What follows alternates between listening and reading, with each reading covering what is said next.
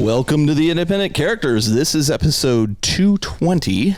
I'm Carl. I'm Josh. And we've got a couple guests with us that we're going to introduce in just a moment. Let me go over what the premise of this show is this time, Josh. Yeah, absolutely. So we used to do, and we're doing it again. We used to do a show called The Warrior Lodge. And what The Warrior Lodge is really a moderated discussion around various points that are going on currently within Warhammer 40,000 or Warhammer 40,000 universe, what have you. So we're trying things a little bit differently this time. We've got the video obviously going on, but we've brought in a couple guests who are listeners of the show, regular listeners of the show, who are also on our Discord channel. And so they were very kind to join us for this show. And so let's first start with Hank. Hank, what's your handle on the Discord channel? It's actually listed as Hank. Unfortunately, I couldn't get that from Discord because there's somebody else out there, I guess, with my name. So I use TOAAE, which is an old acronym I've used since I was like 8 years old and can't divorce it. All right. Well, there you go. So, Hank, how did you kind of get into Warhammer 40,000? Let's get a quick synopsis of how you got into it and then what brings you here today. Yeah. So this summer is my 20th year since I started. Started when I was 13 because I was grounded from video games all summer for failing a middle school class. Nice. And I rode my bike down to the local gaming store. It's called the Little Shop of Magic, which started as a closet. Like you had to go down a hallway behind another store, and it was this tiny room, and expanded over time. And he's actually since moved to Vegas, and he's got a great store. It's going great for him. But I would go there because I play Dungeons and Dragons, and I honestly don't remember how I started that. I think Foxtrot, the comic, might have gotten me into Dungeons and Dragons. And then eventually, being in that store, saw Warhammer miniatures. They had a beginner's tournament. They gave you 800 points. My first games were in this tournament. And 20 years later, this is still my primary hobby. Nice. That's a great introduction. Yeah, that's a great journey. Yeah, for sure. Yeah. For sure. And what did that middle school class do for you anyway? Right? It was concert band. I felt it because I missed a concert. If you had passed that, we would not have you here today. Very likely. Potentially. Yeah. So glad you're with us. Thanks so much. And we also have Neris. Neris, give us the lowdown on how you got into Warhammer 40K.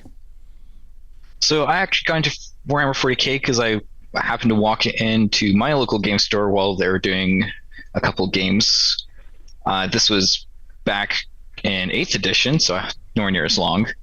And I was also just out of high school trying to find work, so it's been a very slow progress in building up anything. But it's been an interesting couple of years. Okay. Found you guys actually shortly after I started playing. Nice. Were we a help or a hindrance to your playing? I think you guys were helped me buying.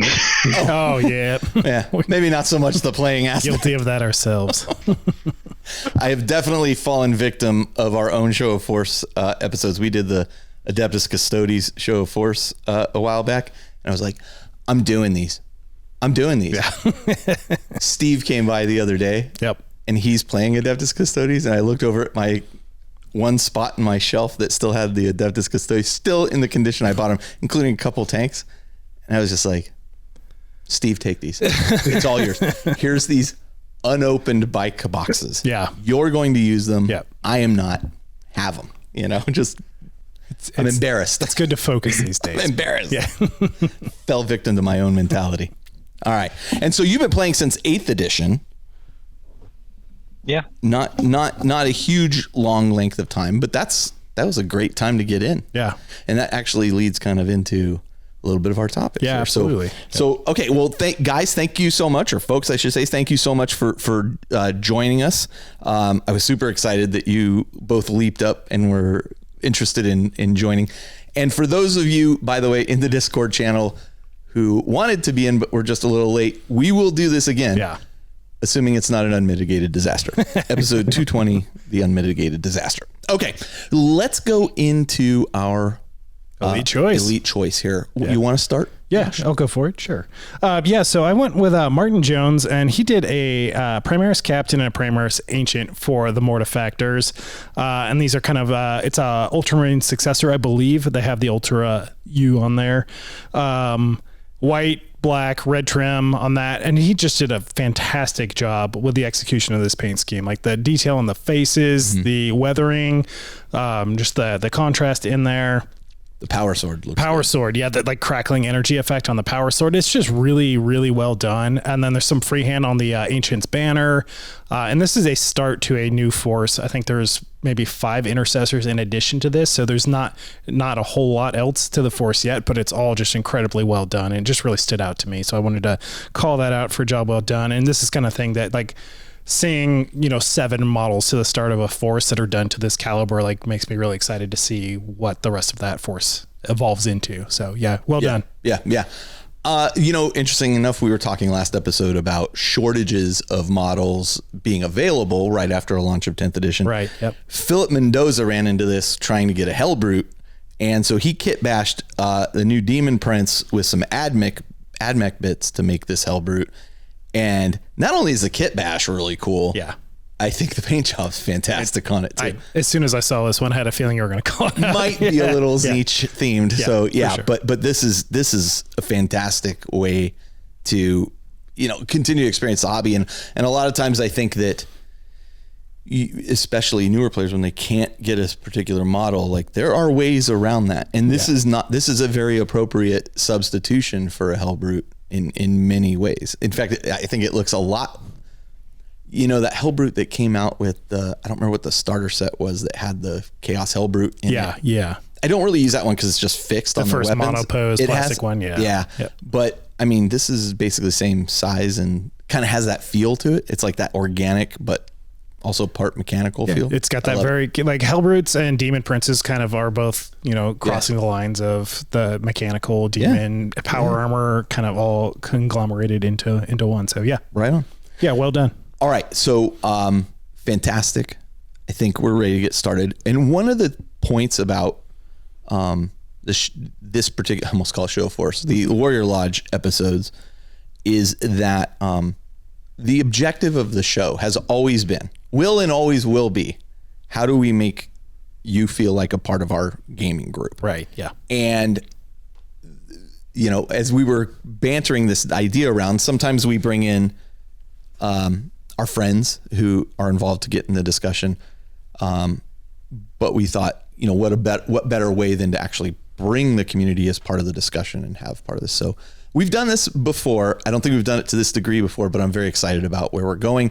And I think we're going to have a great time with both Neris and Hank. So putting our money where our mouth is as far as making everybody feel like a part of the community and bringing some of the community into the conversation, the discussion, all that podcasting. Yeah. All that juicy content. Oh yeah. All right. So we're going to take a short break. We're going to come back and then we're going to launch right into hobby progress and games played. Sounds great. All right, welcome back. We are now going to launch with some hobby progress, and I figure we will start with Neris. Neris, what have you been working on lately, and how's it going? What I've been working on lately is my Eradicators from Indominus that I started back at the beginning of 9th edition. Fair enough. Listen, you're not the only painted. one. And mine are still in sprue. So. Yeah, mine have been sitting primed with basically all the red done. So now I've been going back and filling in the black on them, and then I'm going to go in and finish up the actual gun. So I have all 6 of these things finished finally. Nice. And what chapter are you doing them as? Is your own? No, I'm doing them Flesh Terrors. Oh, nice. Yeah. So that ties into one of my notes later. That's a great chapter too. That's a great chapter. I love them. All right. And Hank, what about you? Yeah, I had it's funny, after 8th edition, when I did so much stuff, 9th edition starting the pandemic and then just going on, I didn't do nearly as much. And as you guys talked about in your own episode previously, a new edition feels great. So now all of a sudden I got stuff out. The new edition rules changes some things. So it's like, well, I don't have this model, so I got to start doing this.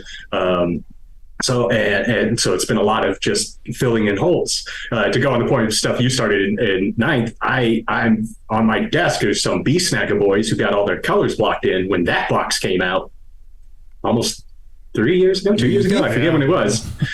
So they're going to get finished soon. But the big thing is I've been just converting and preparing models to fill in holes. So like I didn't have a Beast Boss. The actual model itself, I think, is very well made. I just don't like how busy it is. It doesn't have the orc silhouette because he's got so much of those trophies on. So I wanted something different. So I converted one using the Beast Boss torso from the Squigasar and legs from Assault on Blackreach, because like all orc players that have been around for more than a decade, I have a ton of Assault on Blackreach sets. So I just found a war boss that I chopped the legs off of. Other than that, I've converted some trucks because no two orc vehicles really should ever look alike. Correct. So yes. I've done a few. I did one as a squig wagon because it was a second-hand truck I bought from a guy, stripped the paint off of, but like it was poorly constructed. And as I was cleaning it, I was just like, this is never going to look good. So I'm like, let's just do something different with it. It's poorly constructed. It's already orked. So it was perfect. It's perfect. Yeah, just the guy's feet were 3 feet above. I'm like, they don't quite levitate in my world, but thick glue running along seams. Like he didn't want this to come apart, and it was a lot for me to take it apart in places. But the point was, I was able to convert it into this. So it's supposed to look like a covered wagon because it's the B-Snagger's truck. I converted another one out of a Rhino, which all orc players have done at some point. That was just fun using some older orc bits I had, the claw from an old orc Death Dread, which is only like this big. It's a tiny model. Yeah. It's smaller than a Kilocanus now. Stuff like that. And then some run herds, because previously I never had run herds. My Gretchen just ran around doing whatever they wanted. Because of the current rules, the run herd comes with the squad. So it's like, okay, I got to build some run herds. Nice. So it's largely been that.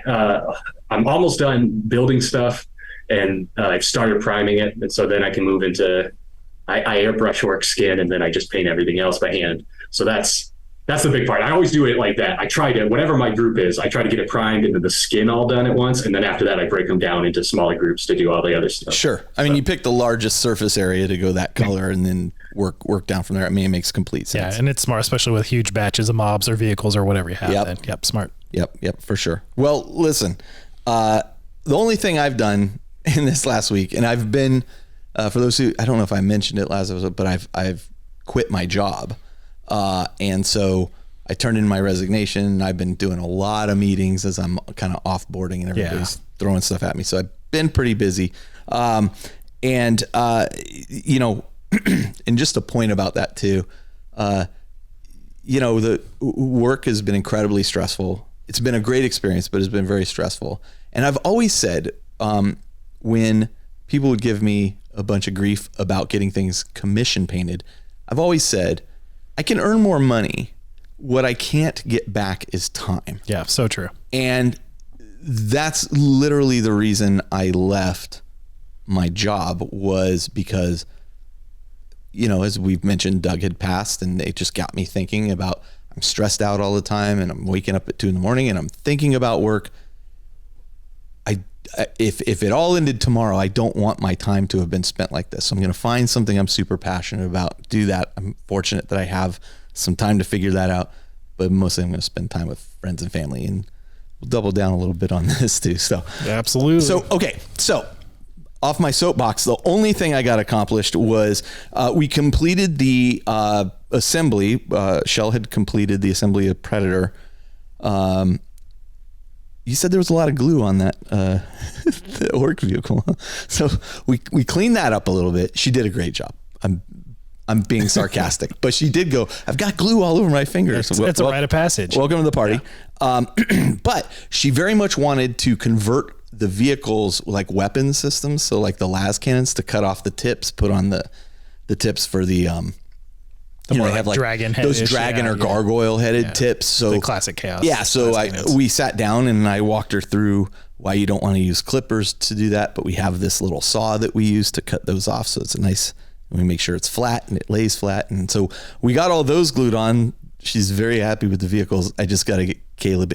And if I talked to Kat's like, Caleb and I want to come down there and do painting. And I'm like, Good.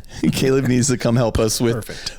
We need to come help us get us started on these Night Lords so I can get them at least somewhat close to what he did for her kill team. So that is all I've done. Didn't accomplish much. You're going to be painting those, or is Shell actually going to go full hobby on it with lightning bolts and Night Lords? And sometimes the video is the only way you can see the look I just gave you.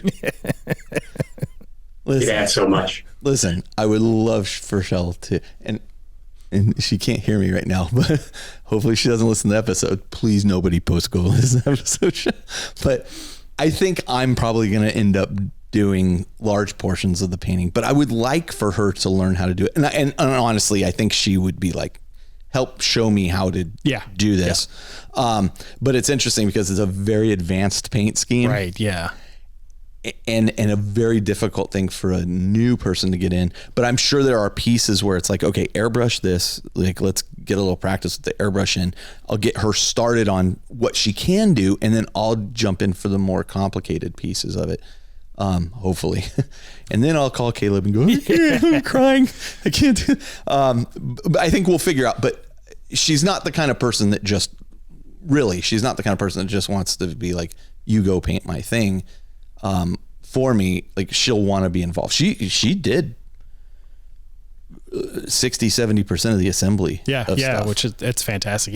So embrace the hobby. That's really cool. And she just needs somebody to sit there and help her do it. And so, one of the things about not having the job too is I'm going to be able to spend a lot of time with her. We were able to hang out the other night, just floating in a pool, and it was like, no worries. Why did I not do this before? Yeah, it's a good way to be. What about you? What have you been working on, Josh? Yeah, so last episode I had been building a bunch of terrain, and I did continue that to a small extent, and that I built one more building, which is the Battle Sanctum. And this is the Sisters of Battle, ruin building that actually came with the statue and some rules for that, which I didn't get it for Sisters of Battle reasons. I wanted a big piece of ruined terrain to just throw down in the middle of a board. So I got that built up, and then I got everything primed and kind of some base colors put in there for all so now it's kind of 3 sets of ruined buildings that I have going in there. So just getting the kind of foundation started of the painting process of that one. So hopefully I can have, like if I have another game day at my house, I can have a couple full 40K games and supply boards, tables, terrain, everything like that. I definitely have, 1.5 tables worth of stuff now. So this is just kind of rounding out my terrain collection. Listen, and the reality is, if you know that's coming and we have time, I have I have four or 5 tables. And there's a lot of people in our group will easily have a table or 2 worth of terrain, but it's nice to just be able to, hey, just bring your minis. I've got everything else. Come show up and let's play some games. Yeah. So that was good motivation for me. I did purchase a couple things because I did end up throwing a small game day at my house. You did? Last weekend for your birthday. For my birthday. So just had a couple friends over for some games. So I actually got a single Table War 66 by 44 or 60 by 44 inch mat, and then cut it in half so that I could have 2 tables for 500 point games, combat patrol, whatever. Something. What did you use to cut it in half? I had a thin, straight piece of trim from all the woodwork stuff that I do. So just something that's a low enough profile to get a really nice new sharp blade for essentially a box cutter. I talked to Todd at Table War because he was cutting some mats at one point, and he uses I can't remember exactly the tool he uses, but it's like not a carpet cutter, but it's something along those lines. Like, it's specifically designed for cutting this kind of stuff. Yeah. And I was like, oh, okay, well, I'll get one of those. And I looked it up. It's like a $60 tool. Oh yeah. And I was like, oh, never mind. I mean, I have like a nice quality box cutter that I just had a brand new blade on and just applied pressure with a straight edge and got a really nice clean cut out of it. So yeah. I actually had thought you bought those. So I bought one and then made 2 out of it, which just mathematically was financially to my benefit versus buying 2 small mats. So that way, if I ever want to host a combat patrol game or game day or something like that, or just get a couple small games, again, getting ready for that kind of small mini game day at my house last weekend. I've got the 2 mats now plus 2 of the boards that you add together to make another 30 by 44, I think is what the game size is. Yeah.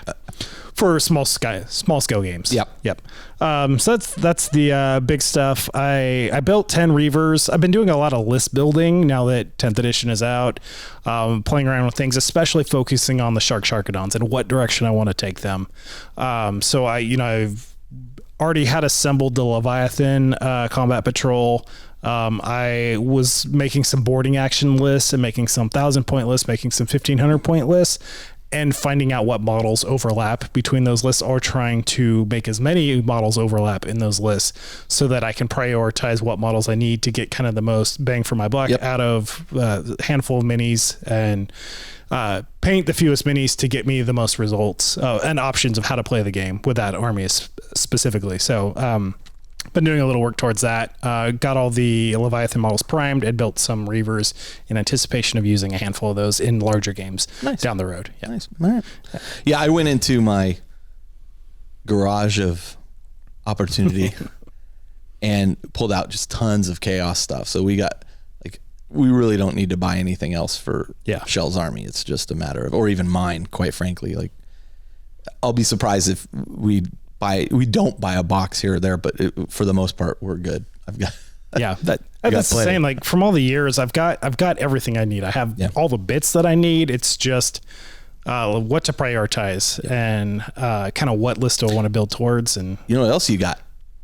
You got gifted a Table War half case. Table War, the mini case there, which is the perfect transport size for a small game of 40K. So Table War. Thank you. Thank you, Carl. Thank you, Table War. Yeah, I had grand designs to do something with 3 different. You got it now. It's all you. I'm glad you're going to get some use out of it. Yeah. Okay, let's roll into games played, and let's go you and I, and then we'll go to our guests real quick. Sure. So you did have a hobby day at your place for your birthday, which was awesome. Thank you so much. And thanks for your wife for doing all the effort and hosting. Yeah. I do want to point out that the happy birthday on your cake, the thing literally caught fire from the candles on it. That many candles as a fire hazard. Which was really funny. So I did play a 500 point game versus Sky. And I played Thousand Suns. He played Marines. And it was great. Terminators at that level, super powerful though. Yeah. One of the interesting things that came out of a game that size, 500 points, below the 1,000 point kind of minimum in the book, right, is the not objectives, but the cards you can play for improving stratagems. The stratagems. Yeah. Jeez. Yeah. Oh my gosh, I'm so old. The stratagems become significantly more powerful in smaller games in some ways. A few abilities, absolutely. Also, and I hadn't really considered that before, but when you're re-rolling hits and misses against a third of my army, because I've only got 3 or 4 units, that is a significant difference than you're re-rolling hits and misses against 1 unit in a larger army. Correct. And that became problematic for me. You were talking about the Oath of Moment, which is not a stratagem, but it's actually the Marines' ability. Or excuse me, the ability they get to detachment ability. Yeah. But even some stratagems were becoming really problematic for me. So one thing after your game, and then after my game with Jody, because I was also playing Marines using Oath of Moment. Yeah. That I noticed, like, I reread the combat patrol version of that specifically, and instead of rerolling hits and wounds in that scale of game, you only get to reroll hits. Right. So they've addressed that in small scale games. But let's talk about combat patrol, because I was kind of hot on combat patrol last episode where I hadn't played it yet, and I played a game of combat patrol with Steve, which was great. Steve came over. We sat down with our combat patrols and played. I played Thousand Suns. Steve played Custodes. Yeah. And so I have some thoughts about combat patrol. Not my favorite way to play the game. One, yes, they do address some things like, Oath of Moment, and it works differently in combat patrol. Combat patrol is not just a different way to play 40K, it's also kind of a different game. In a sense, like you're getting a taste of what 40K is, but you're not getting the full flavored meal. And after having played, eaten the full flavored meal, then going to Diet 40K, I was kind of like, wait a second. Oh, because certain units have very different abilities. Yeah, they're missing abilities. Stats are the same, but abilities are different or modified. Yes, very much so. I'm yeah. glad you clarified that for me, because I don't think I was getting my point across well there. So playing with Steve was fun. Like, it was definitely a learning game. But I felt like, nah, I'm already past this. And what was interesting is coming to your house, I almost switched and played Eldar that day, but I'd only played one game of 10th before with Thousand Suns. And I was like, this is complex enough. I want to keep playing the same army for a while. Yeah, absolutely. Get the hang of playing that army. And then I will come and try something different when I'm ready for a different flavor. I don't know why I'm doing this big analogy about food, but maybe I'm hungry. Also, I can smell the spaghetti shells cooking. But so Combat Patrol was okay. Like, I now understand after actually playing it what its role is within the 40K offering. And what its role is this, I think. You are new to 40K. We're going to walk you through a simplified version of this. I'm not saying dumbed down, because it is not dumbed down. It still requires like quite a bit of coordination, but we're not going to throw everything in the kitchen sink at you. Yeah. You just have a little bit of taste here of what this army is. If I were getting into a new army, that might be an approach. As a more experienced gamer now, I don't think I need that launching point. Are all the armies balanced against each other? I mean, ostensibly, sure. Will we see Combat Patrol events? We very well may. Yeah. I don't think I will participate in those. I think I'll just play actual 40K. Yeah. But I'd like to play 40K kind of at the 1,000 point and above level. Yeah. I think the 500 point level was great for like a learning, like I'm trying to get through this, but man, those Marines with the moment were just obliterating units. And I ended up making a pretty good game of it with Sky. Yeah. Yeah. You know, but that was I kept looking over and you guys had like 3 models. There were not very many things left on the table by the end, but it was like, oh, I don't have one like that. You know? So I was like, oh, okay, this makes a huge difference.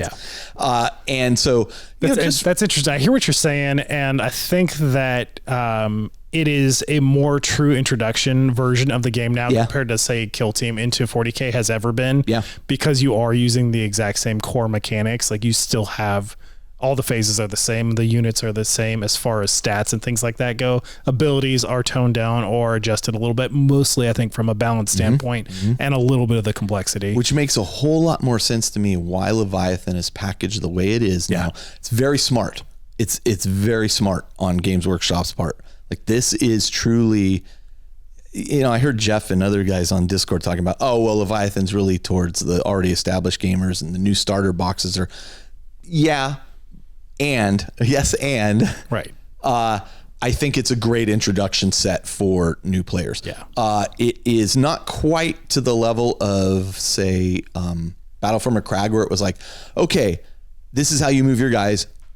Play this game where you're just moving your guys across the table. It's not quite to that, but there's a lot of meat there. But it is definitely meant to be the introduction to 40K and then open your horizons to the more complicated. And the fact that it came with a Combat Patrol of each of those 2 factions and then some additional minis on top of that to expand your forces as you get more familiar, comfortable, etc. with the full rule set in larger games. Yeah.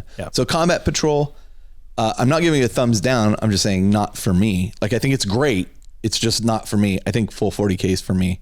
I just gotta, there's a steep little learning curve there. I gotta get over, and I'm going to play the same army over and over to get over it. So that was, I've wandered on enough, but that was my games played.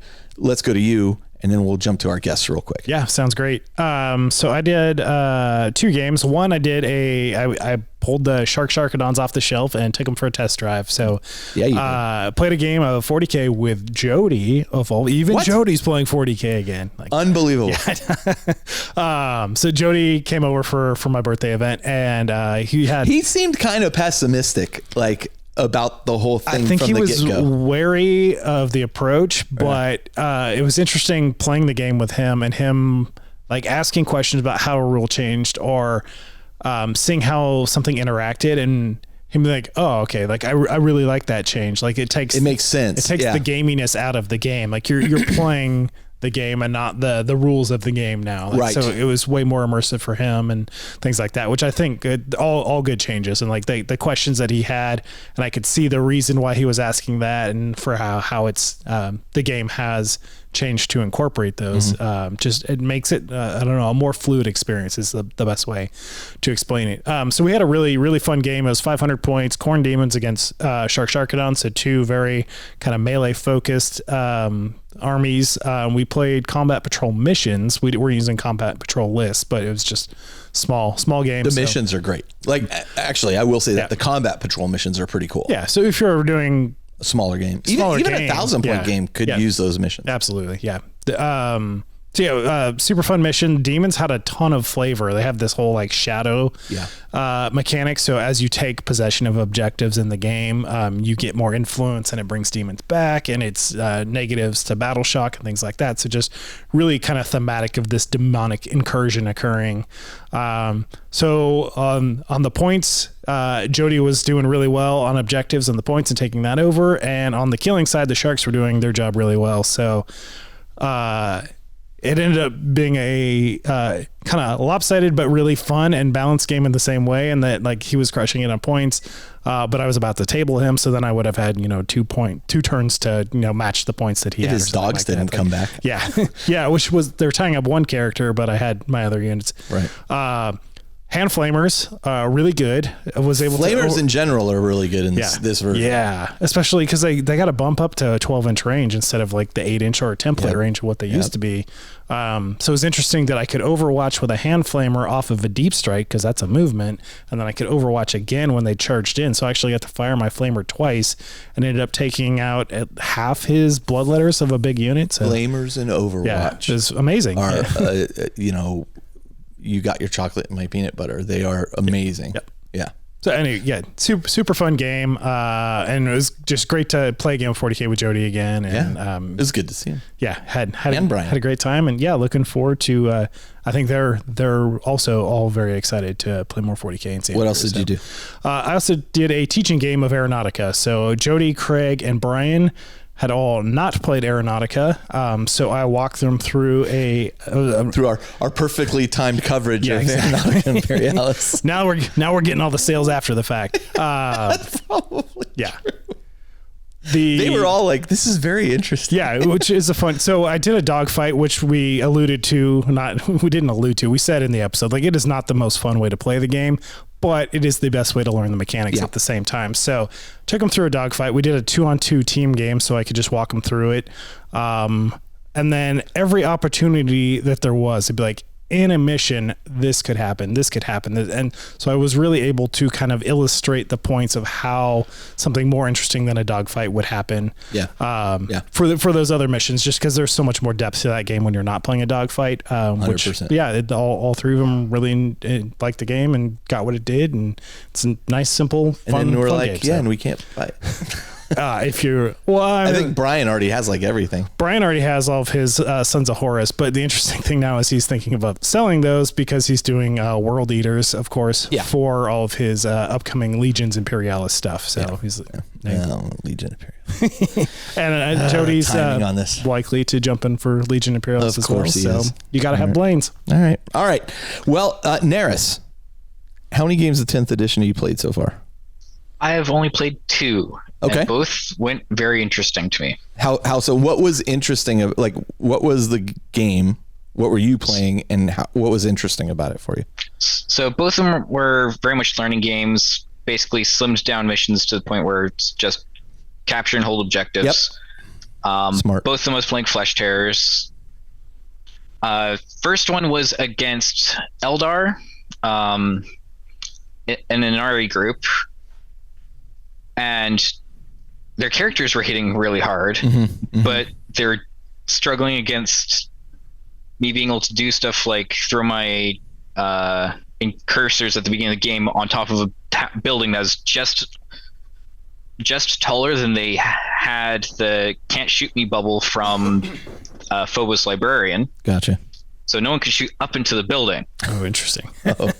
Interesting. That is interesting. So they're cute. My buddy was struggling with that, but then I ran my Outriders into his witches, and with Outriders, you kind of charge in and fall back and charge back in again. Can't do that against witches. You will lose your Outriders. All right. Yeah, learned that one the hard way.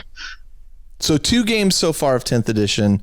Takeaways, like, are you enjoying it so far? Is it scratching any itches you didn't have, or you're not sure yet? It is definitely scratching itches that I knew I had. Okay. But I am surprised at how much it's making me want to run more and more heavily melee armies. Interesting. Yeah, that is interesting. That seems to be the opposite of what I've heard, just big picture from a lot of people. Yeah. Combat being so much more specific on who can get engaged in base-to-base contact. Now you don't have that 2 inches of the guy who's in base-to-base contact. Yeah. And just, I like it that rule is much cleaner. I do like that. Yes. It makes it much easier to calculate and just figure out at a quick glance who's in, but also, there's so much less, AP in melee. So things like power armor tend to hold up pretty well in melee. Like force weapons do pretty good though. Yeah. Yeah. Yeah. You know, one interesting rule that our group, a couple people in our group struggled with initially was in the ruins rules. They thought after reading it that like tanks and vehicles could not move into ruins. And I have a criticism here too, where that rule is actually mentioned is kind of a last sentence in a following paragraph, as is typical of Games Workshop rule writing. You got, like, there's times where I will read the last sentence first because there's always that's where those this is all like this except for this little thing. You know, it's like, okay. I understand why the rules are written in the order that they are written in. It is to walk somebody who is new to the game through each phase of this is how it rolls out. Yep. As a reference document or a reference book, it is horribly difficult to find the rule you are looking for. Yeah, they seem to be kind of scattered all over in sidebars. It's arguably one of the roughest walkthroughs of the rules I think I've seen, and I'm not quite sure. I'm hoping maybe there's like another iteration at some point and I don't know what the aversion to a glossary is with Games Workshop. There's sort of one in the back, but it's like every word I tried to look up was not listed in the glossary. So I was just like, okay. So I do spend a lot of time flipping back and forth. Now, as I become more familiar with the rules, I will have to look at the document less, but boy, it's a struggle. It's a struggle. I'm not a big fan of the way the rules are laid out. Yeah. I hear that. Yeah. So rare criticism from Carl Tuttle there. I found my best friend is using the PDF and Control F. Yep. That's we talked about that. It's actually easier to search through the PDF than it is to actually have a printout of the rules. So. Yeah, my first game, I was using my iPad for the rule book and was just doing a search. Anytime there's a question, hey, how does that thing work? I'm doing a search because I'm going to find it way faster than the rule book. Hank, how many games have you played so far? I think about half a dozen. Whoa. Okay. Oh, wow. Yeah, nice. So it's a solid amount. Yeah, I played so many games during 8th edition. I played like between 3 and a dozen games a month, depending on local events. I would say I played more 8th edition than any previous edition. And I played a lot of 7th edition up until a point, but I agree with you. Like I played a lot of 8th edition. So you played already 6 games of 10th. And are you always playing the same army or are you swapping out? Currently, I'm just playing my orcs. I'm a slow hobbyist, and I definitely aspire to always have a painted army. And that's one of those things, like once you achieve that, and it's no small burden getting into the hobby, but once you have a painted army, it is this high you chase forever. And as rules change and you have to add runt herds into your Gretchen, you're always like, I got to get this stuff painted. Agreed. So I have a sister's army that I've been slowly building because much like you, I was like, when it's in plastic, I'm on board. And I started saying that in 2008. I'm like, they're going to do plastic. I'll be on board. And so all these years later, but as it keeps happening, because I'm a slow painter, I just keep playing orcs because by the time I get orcs on board, rules change. And I'm like, well, now I got to paint some of this. Well, and listen, you chose an army, orcs. Like the first army I fully painted was Tyranids, and it nearly broke me. Yeah. Because it was just a lot of models. And orcs are even more detailed than Tyranids. Yeah. And I'll tell you, those Sisters of Battle models are way detailed. So, yes, I have a very large Sisters of Battle army, beautifully primed. And someday. But I felt this obligation because I had always said, if it comes out in plastic, I'm doing it. And I do love the army and the look of it. So how they play is really cool too. Having played against Craig and then seeing Craig play against his Guy. are beautiful. Yeah, now that you got to see them in person. Yeah, like they are gorgeous. But just mechanically, like how they play like a very different army, but they're really thematic, and I love how they come to life on the tables. I did watch their game for a while. It was really interesting. So so what was the last game you played? What army did you play against, Hank? Yeah, so just yesterday I played a game. So my first few games, like Nares, were like just figuring out the edition games, and slowly, like very first one is that basic. Those don't count. Those are all like Steve. And I just include any data sheet that I felt like. It was a cool first game. I got to see Angron die 3 times because he just kept coming back. We kind of fudged some of the dice rolling later in the game to make sure he could come back. Gasgul got to kill him twice. It was awesome. But then, like my last couple of games, I live in Phoenix, and we have a league that runs every season. Sorry. So there's 4. We're now starting the summer league. That's kind of cool. And so I played my first 2 games of that. And so the one I played just yesterday, up at the Imperial Outpost in Glendale, it was against another orc player. And I actually realized that other than one time when I was teaching a guy how to play the game, period, I hadn't played orcs against another orc player, and I think years. Again, the caveat being I played a lot of 8th, did not play a lot of 9th. That's not a failure of 9th. That's just life. And it was a strange time. I think we're all in the same boat. Yep. Yeah. So I was cool to play orcs. And like right now, this is a competitive league, so that means you get a lot more. When you play a mirror match, you're probably more likely to run into similar things, which is what I expected. Right now, it's trucks. Everyone's high on trucks. They're 50 points. They do a lot of cool stuff. People like trucks. This guy had 1 truck. He had a gargantuan square that took up the points of every other truck that you could include.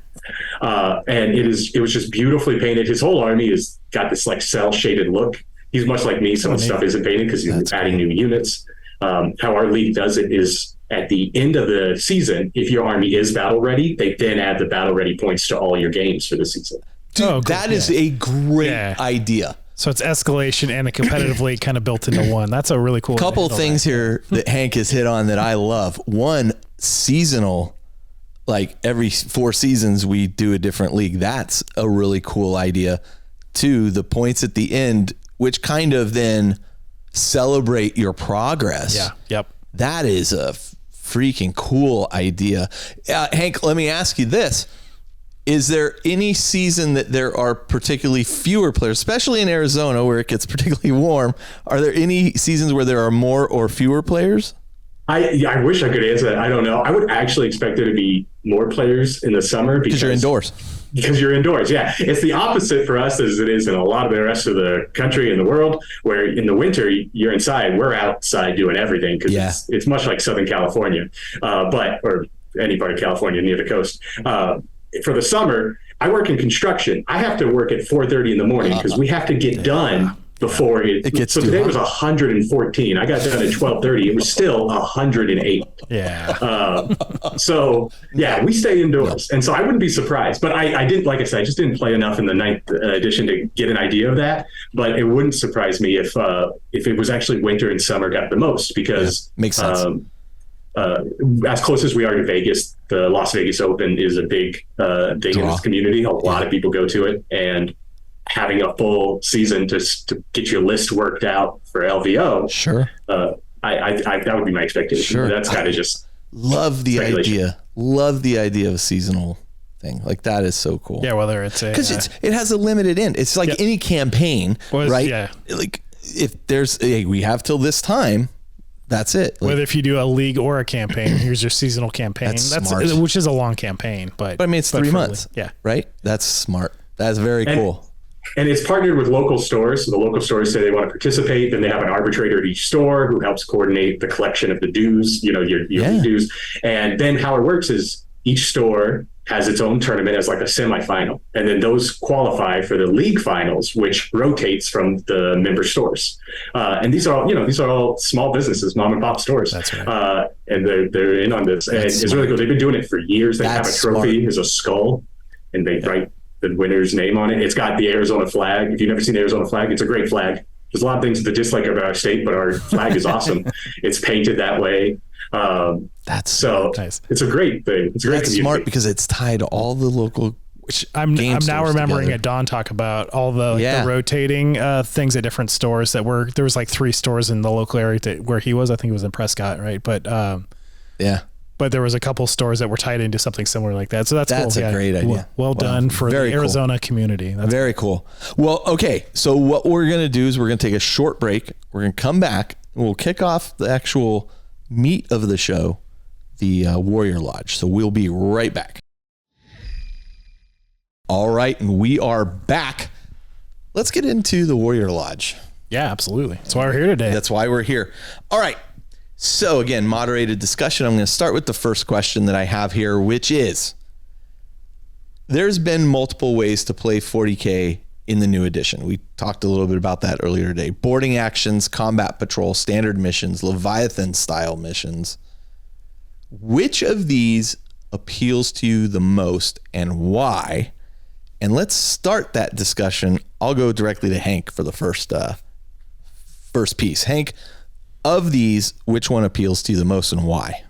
I'm definitely gonna go with the Leviathan style missions. I'm primarily playing a lot of competitive 40K because it's so easy. It's such an easy way to get into the hobby as long as you have a community that puts on these tournaments. And I mean, like my story said, I started at a beginner's tournament, so it's just fundamental to my enjoyment of the game is meeting up with people in a place and playing a bunch of games in a day. But those missions are great because in 8th edition, I played a lot of the Maelstrom, and I loved Maelstrom. And then eventually started going to more tournaments where we played a lot of the ITC, because I live in the West Coast, the ITC format missions. But whenever I would go back to my home store at that time, I played a lot of Maelstrom, which I really enjoyed. But Maelstrom had its issues, and one of the big things they figured out was that they don't need to tell me what objective to run onto. It's by removing that alone, it's just making the cool little missions more.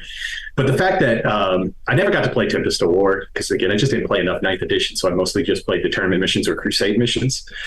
The Leviathan style missions, taking those secondaries from the 9th edition and the tournament style secondaries and stuff, but making those the cards you draw is exactly what I want.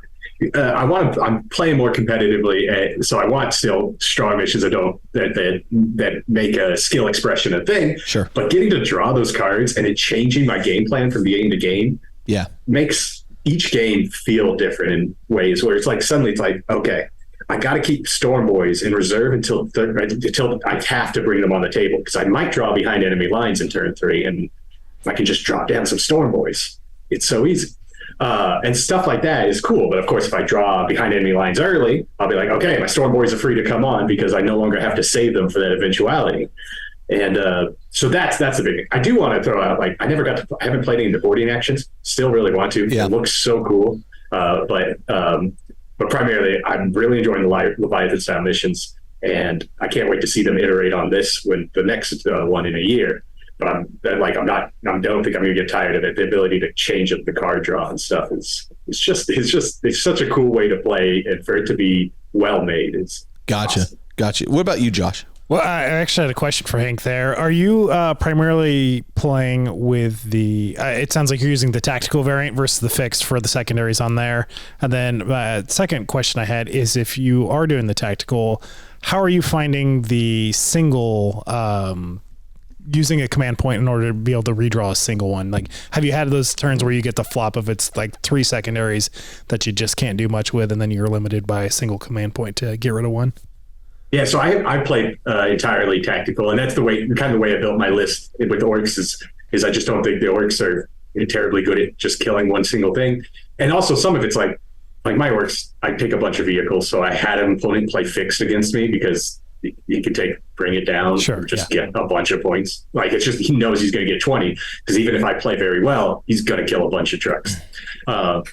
But so I've been playing tactical, and that's the way to build the list, which means you need a lot of units that can do stuff. Like I talked about Storm Boys. 5 Storm Boys don't kill much on their own, but it's very hard to screen out 5 models. So they get to do objectives. Yeah. As for the thing, so the card draw, I haven't had a time yet where I get an objective I just don't think I can do.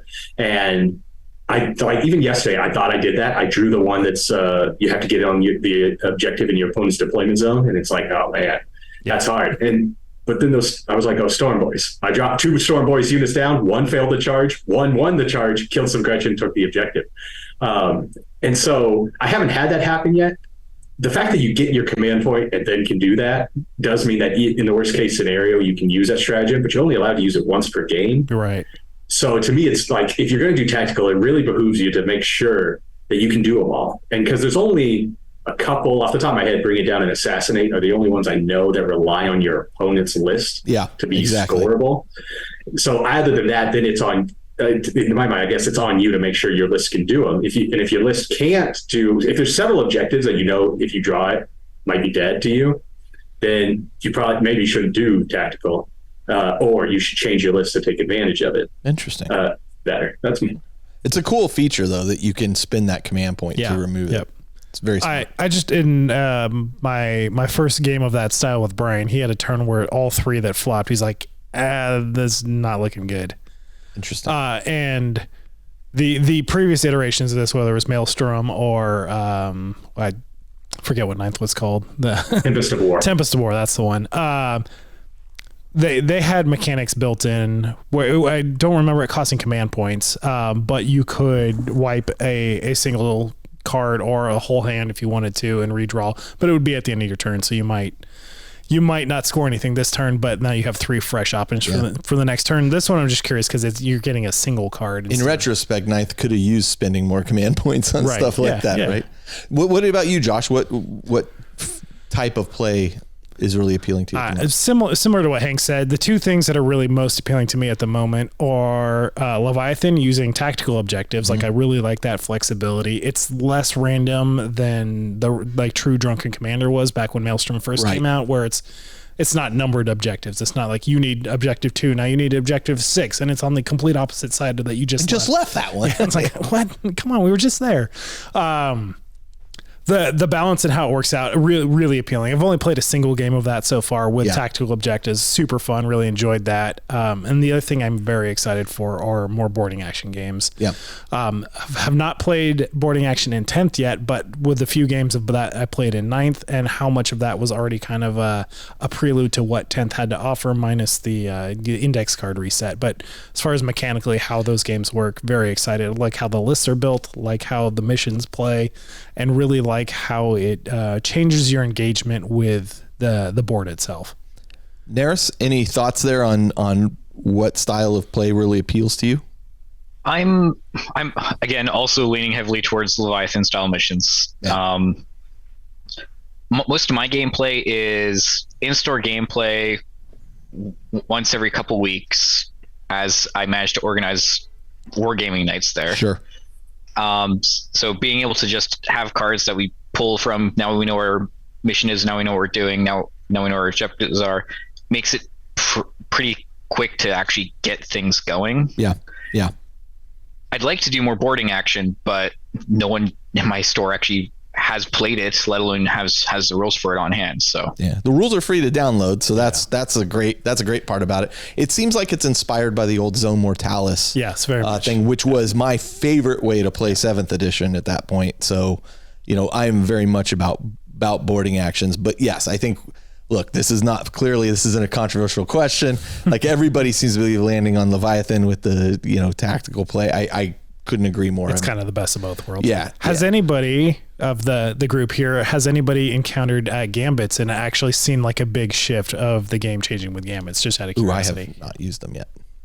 No, I had an opponent who was so far ahead, he thought about doing it just because why not? But no, it hasn't come up relevant yet. And it's one of those things that I do think when eventually a gambit happens and somebody wins a game because of the gambit, it's going to be another one of those people are going to see, like, yeah, I saw it happen, and they were nowhere near the store. That kind of thing is what I expect to happen with gambits. The biggest thing is I think it'll give somebody who would have just quit the game being like, well, let's see if I can do this stupid objective. For the F1 fans, that's like Max Verstappen being 24 seconds ahead in the race and saying, Don't even start. hey, I'm going to pull in and get this extra point. No, don't do that, Max. Why do you think I got 24 seconds ahead? Put me on faster tires. Yep. Okay. Cool. I think there's a lot of opportunity. In retrospect, coming up with this question, I probably should have asked this question after people had more experience playing more games, so maybe that's a question I'll ask again in a future episode too. Like, has that changed your opinion? Sure, yeah. Moving on to the next one though, Games Workshop just recently, and this may not impact some of you, but I think it kind of impacts the hobby as a whole. Games Workshop recently announced the retirement and or deprecation of many of the Marine models, including land speeders and a few others. Scouts, like quite a couple staples. Yeah. I mean, I know people who had entire scout armies off those scouts. What are your thoughts on this move? I mean, like, clearly this is another step towards the retirement of the original Marines in favor of moving towards the Primaris Marines. I have said on this show, it's a 10-year plan to remove the old Marines and replace them with, quite frankly, better looking models. You're right, yeah. For the most part. There's a few in there that I'm like, I don't like this unit. Just give me jump pack guys. Jump pack Primaris. Give me jump packs. Give me jump pack Primaris. What are your thoughts on this? And Neris, let's start with you, because you just showed me you're working on Marines right now on Flesh Terrors. Like, does this have any impact to you, or what are your thoughts on the deprecation of these old models? So I'm both annoyed and glad that they're doing it, because a lot of these old models do need to be replaced or discarded. They're old, hard to put together, and sometimes absurdly fragile. Yeah. At the same time, I've now been reduced from 4 units I can take with Gabriel Seth to 2. And I'm struggling to obtain either one of them. Yeah. Because I'm down to Vanguard Veterans and Tactical Marines. And, well, let's talk after the show. I might have some of those units sitting around. My entire army until now has been almost entirely Primaris. Oh, okay. So I'm not very heavily impacted by this, but I know my friend who's basically got the same army but entirely Firstborn is like, I need half a new army. Yeah. And again, I think the evolution of, well, listen, I'll save my point till I'll save my point, because I'm asking you guys. Josh, you are also a Marine player. Yeah. How has this impacted you, if all? And I'm very much on the opposite side of the spectrum there, in that I have an entire Firstborn army compared to Primaris. So I've been slowly Primarisizing my Sharkadons to get them more relevant and play with the new models and new toys and things like that, knowing that everything's going to be relegated to Legends. Yeah. I do appreciate that Legends are available, so all the models are still out there and they have rules. You won't be able to buy them much longer, but they will have rules good for the edition. We'll see what comes next edition, next codex, etc. I have a feeling they're going to be, gone at that point. At a certain point. At some point, they're not going to be supported anymore. And they've already said that Legends aren't going to get updates through the rest of this edition. So this is it. A couple things I could see them taking another pass at it, like halfway through, depending on the length of the edition, how long in the tooth it gets. Hey, somebody go take a look at this and maybe. And they probably won't touch the indexes, the data sheets, whatever, but they might do a little points adjustment or something like that, maybe. But it's they're not going to go all out. Definitely pay that much attention to it compared to the rest of the competitive scene for that. Yeah. The few things that I'm actually really sad about are some of the Forge World character models that are going out. Like me too. Tyros the Redwake, who's my Sharkadon's chapter master. I have the model, so I've already got it. That's great. He doesn't even have an index card anymore. Like he doesn't have rules.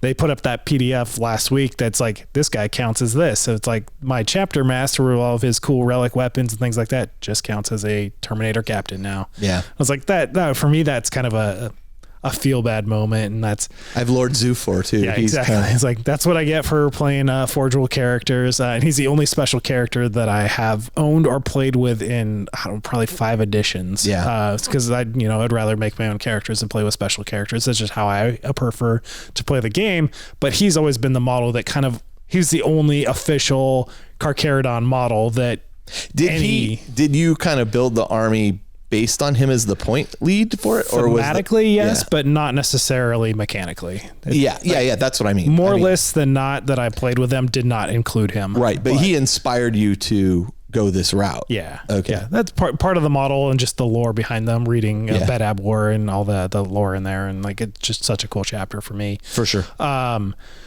They also thematically, like, they have a ton of scouts. They have scouts and scout speeders, and it's just how the chapter's built. So I have a lot of these models already, that knowing that the models are being discontinued, which means the rules are also going to be discontinued for future, it's just more fuel for me needing to Primaris this army or move on to something else. I've got all the Primaris stuff already purchased, so for me, it's been good motivation of actually getting this stuff built and painted and playing with it. And to your point, like, a lot of the new models I do think look better. Like, there's this better aesthetic, there's better scale to it. Yeah. The new speeders I like more than the old land speeders.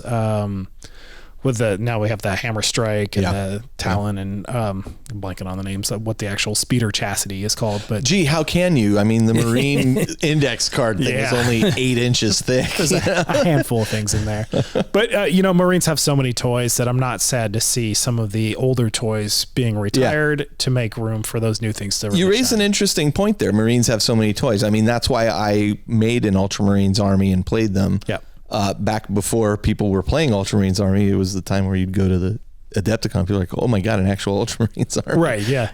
But the reason I got into them was like, oh, they have so many toys. I just want to play with more toys. And boy, when you saw those index cards come out and you see the thickness of the Marine index card stack compared to every other, it really does. They're at least 3 times the next. I mean, look, and a third of it at least is dedicated to different lieutenants. And listen, Hank, we know you're an orc player, and so this doesn't really have much impact on you, nor do we really care what your opinion is on Marines since you're an orc player. Well, actually, it's a contrasted thing. Not because I foresaw the future, but the rapid release of Primaris, I stopped collecting Space Marines. Interesting. I have a Blood Angel army. All right, you're back in. Yeah, but I stopped collecting them, and I'm like, I didn't even buy the 9th edition Codex. I'm actually thinking about taking the pictures to put up a post to sell most of the stuff that's decently painting, keeping my older stuff as just a nostalgia trip because it wouldn't be worth much to anyone anyways. Yeah. And one of those reasons is not so much because I foresaw this. Maybe if I did, it's only because I listened to the show and heard about the 10-year plan. But instead, it was just with the rapid release of Primaris stuff, it was so hard to keep up. And again, as an orc player, I am fortunate that there's somebody in that design studio that loves orcs. So every 3 years, we get a bunch of new stuff, which is cool. There's a bunch of guys there that like orcs. Yeah. And so, like, some factions, I feel for them, they might get one thing when their codex rolls around, but as orcs, we get it. That's enough for me. The release at which Space Marines get stuff, at some point, I just decide, I'm like, I can't keep up with this. So maybe in the future, I told myself this in the past, I was like, maybe in the future, when that range is fleshed out, and if they stop making new Marines every 6 months, maybe I would start a new Marine army. But I chose to get off that wagon because it was too much. And Hank makes a very interesting point about the pace at which Marine stuff gets released. Like, that's actually a really, really interesting point. And I won't get into it until they kind of settle the range. I don't know that Marines ever settle. I have a feeling, sorry to interrupt here, but with their new codex coming out in the next few months, like, we know the Marine Codex is coming out in fall, and we know Primaris Scouts already exist because Black Templars have already had them. Yeah. Like, I think some of these models that are being relegated are going to see a release in the next couple months, even like this year, when that new codex comes out. They're always going to support a new Marine Codex with a couple new bottles or something like that. So it's top seller. Yeah, I mean, it shows. I mean, Chaos should be, but okay. Well, yeah, I think Hank raised some really interesting points, especially for an orc player. Like, why he doesn't get into it. It makes a lot of sense, though. Yep, like absolutely. that's very, very. I'd never looked at it that way before. One of the interesting things over the course of 8th, 9th, and now 10th edition is the advancement of the Warhammer 40K timeline. Again, we don't really care what Hank thinks here because he's a tournament player. I'm joking, Hank. I'm glad you could listen to me give you a hard time. We have now seen the return of multiple loyalist Primarchs, as well as a few traitor Primarchs, and the stories behind their return. This used to be kind of a situation where the timeline never advanced. Right. It was stuck at 1 minute to midnight. Yep. Now they've moved it to about 5 seconds to midnight. And how can we increment those seconds? How do you feel about them? So this is really a two-part question. Like, how do you feel about them advancing the timeline in general? And considering that Games Workshop is now moving the timeline forward, what would you like to see happen in kind of the next phase of the timeline? And so taking all that into account, let's start with Hank, because I gave him a hard time. Hank, what are your thoughts on this? Yeah, so I'm definitely, I don't want to say I still am of the opinion that like it was a setting to me, and I didn't need a storyline or a plot. I as a kid, read history textbooks, and that is still my favorite way would be to read fluff, and I use fluff because I just like it, just dense information. I don't need characters doing stuff they can run off. Apologize if you hear my kids; they're wonderful. You're fine. And so that was always my thing. That's it. And I was actually a little pessimistic about moving the story forward because I was not optimistic. I would enjoy it. I knew what I liked. I wasn't sure. As things have come along and they've done stuff, I've discovered that it hasn't hurt my still enjoyment of the setting.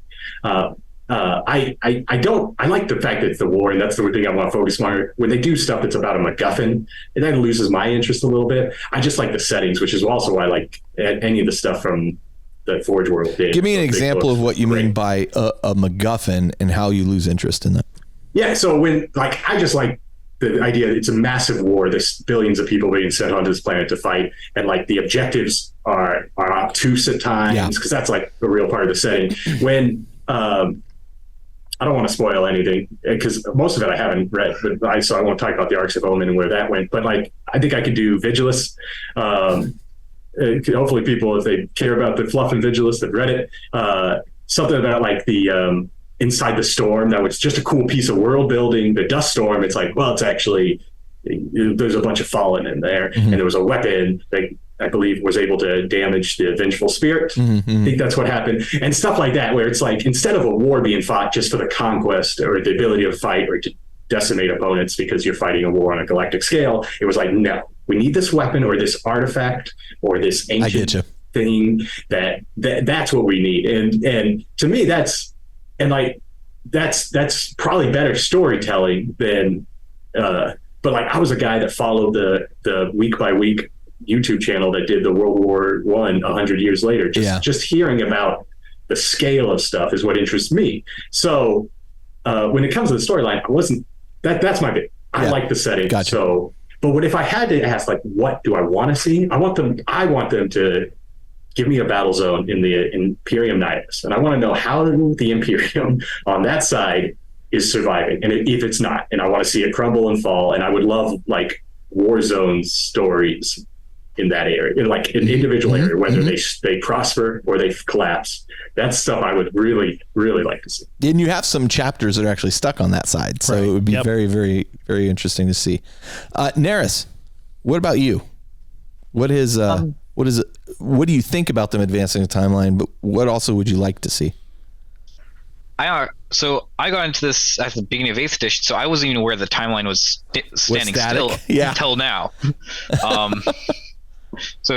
So to you, actually, that's a really good point. Yeah. Neris, that's a really good point. So to you, like, it's always been advancing.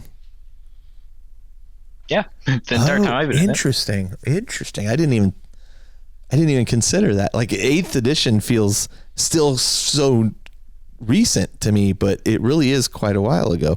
Neris, what would you like to see them expand on then in the next kind of move forward? Anything in particular? Again, I'm really curious about the Imperium Nihilus as well. Yeah. As it's just it's basically a large open area of story that they have largely seemed to have left alone. That's a good point. I honestly haven't followed a lot of the newer stories and stuff, because they have been coming out for as long as I've been in the hobby. So I'm still trying to catch up on all the early stuff. Oh, I can see why you would be overwhelmed by it. As I've said before, I remember when I first got in the hobby, I read all the omnibuses, and then I was like, there's nothing else to read. You're caught up. I finally got to Gaunt's Ghost because I was like, I don't want to read about just normal soldiers. And then I was like, oh, I should have read this first. This is amazing. But now, like you, I can't keep up. I'm a prolific reader of this stuff, and I can't keep up. There's so much out there. It's incredible.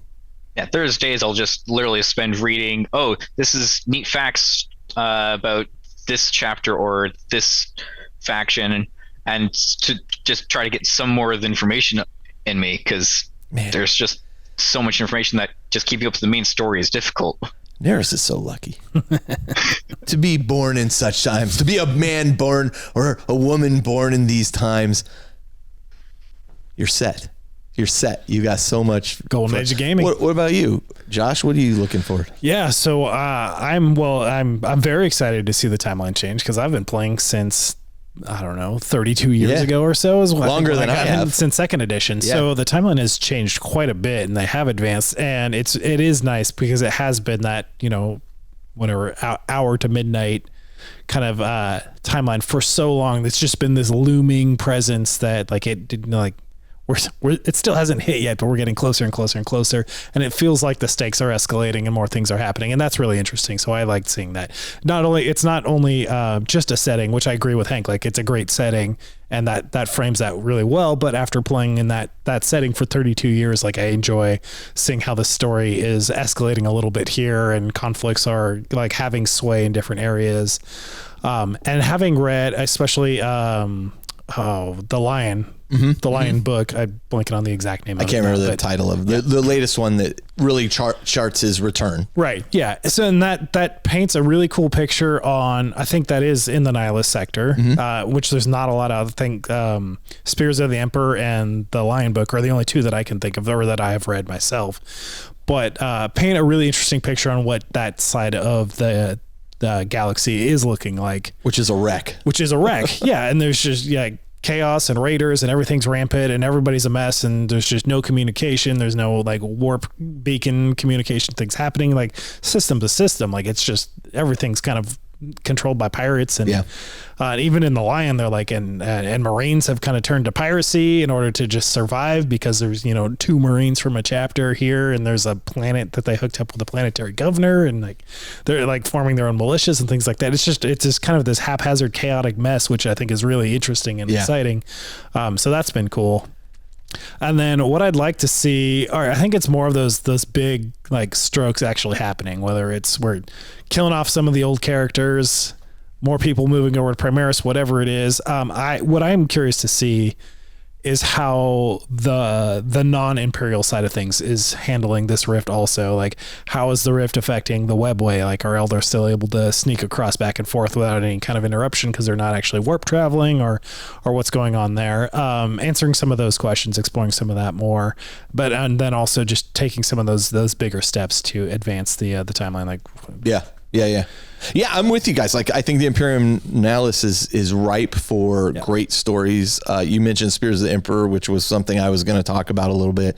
I think they give a really great example of just how bad the situation is over there. I think it's, in hindsight, I think Hank hit on a point, which at first I was also very much don't move it forward.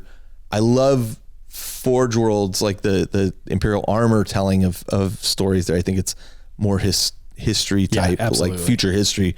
Hank also alluded to, he reads a lot of history stuff. I felt it's more grippy. I and I've said this before, I'm going to sound like a hypocrite here. One, I want them to move away from us following various characters. The galaxy is so massive. There is no reason that one person here or one person there needs to make that huge of a difference. And yes, okay, Pedro Cantor is the Primarch of the Crimson Fists. Cool. I mean, now let's talk about another character. It doesn't matter to me that and I think they missed an opportunity to, as bad as this sounds, because I know people are attached to their various characters, to kill off a few characters and replace them with new ones. Yep. Like that should be happening more than it is.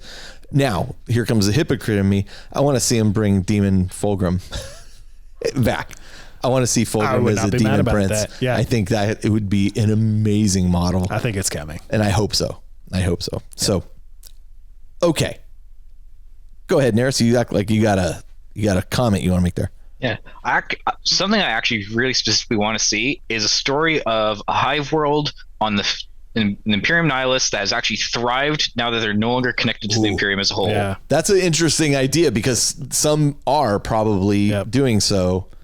And how are they doing it? Planets that no longer have to pay that imperial tithe, and they have all these resources they need to keep for themselves. That's a good point. Maybe they're going to thrive, and maybe. I mean, think about how large our galaxy actually is. Like it, and it is such a hard concept to grip. And I've talked about Gav Thorpe writing the Mars series a while back, where they go out to like the edge of the galaxy. And it wasn't until like I read that series that I thought, oh, how massive this is. I've played role-playing games like Traveler and stuff. Right, and Traveler, you're just in a part of the galaxy too. Like the galaxy is so big, and now half of it has been written in half, cut off from us. There is got to be so much to discover on the other side of that.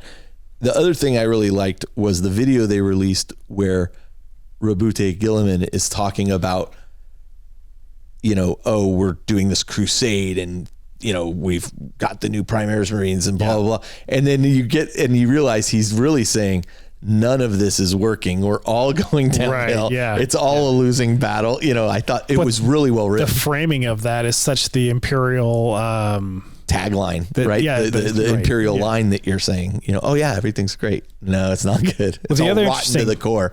The other interesting thing is how history is cyclical, right? So this has all happened before. Like there was the time of strife, the Age of Darkness, all those things were right before unification happened, and compliance and all those things. Like all these imperial systems, formerly not imperial, I guess at that point, but human systems had been separated, and then they had to go out and get reclaimed. But this seems worse than ever because chaos was not involved. Kind of the same thing, but now it's going to be even harder for those independent factions to survive in that. So seeing one that is actually not only surviving but thriving, I think would be fascinating. All right, last question, and this is a real quick one from me, and then Josh, you'll take over the next segment. But the Warhammer app, the app for building your 40K army, are you using it, and what are your thoughts so far? Josh, let's start with you. Yeah, absolutely. I've been using it a ton. I've really appreciated it for army building because army building is so easy right now,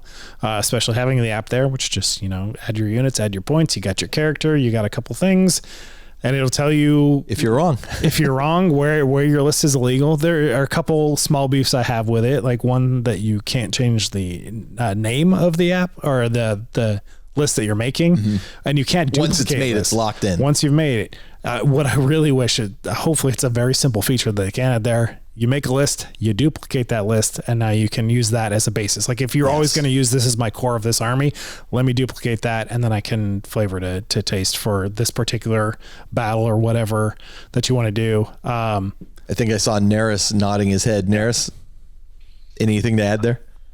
I think being able to do that would be helpful, especially since with how little I've actually got painted in my army. Being able to duplicate, these are all my painted models. Okay, what do I need to paint to finish this list? Yeah, exactly. Oh, that's interesting. Use it for tracking your painting as well.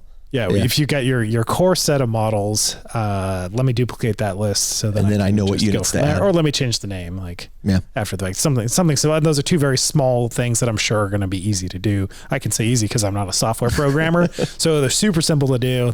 It'll probably be done next week. Probably take an hour. Yeah, it'll take an hour coding. Hank. I haven't actually been using much. Before it came out, I set up a spreadsheet to make army lists. I like how it outputs, which is really my only real critique with the app.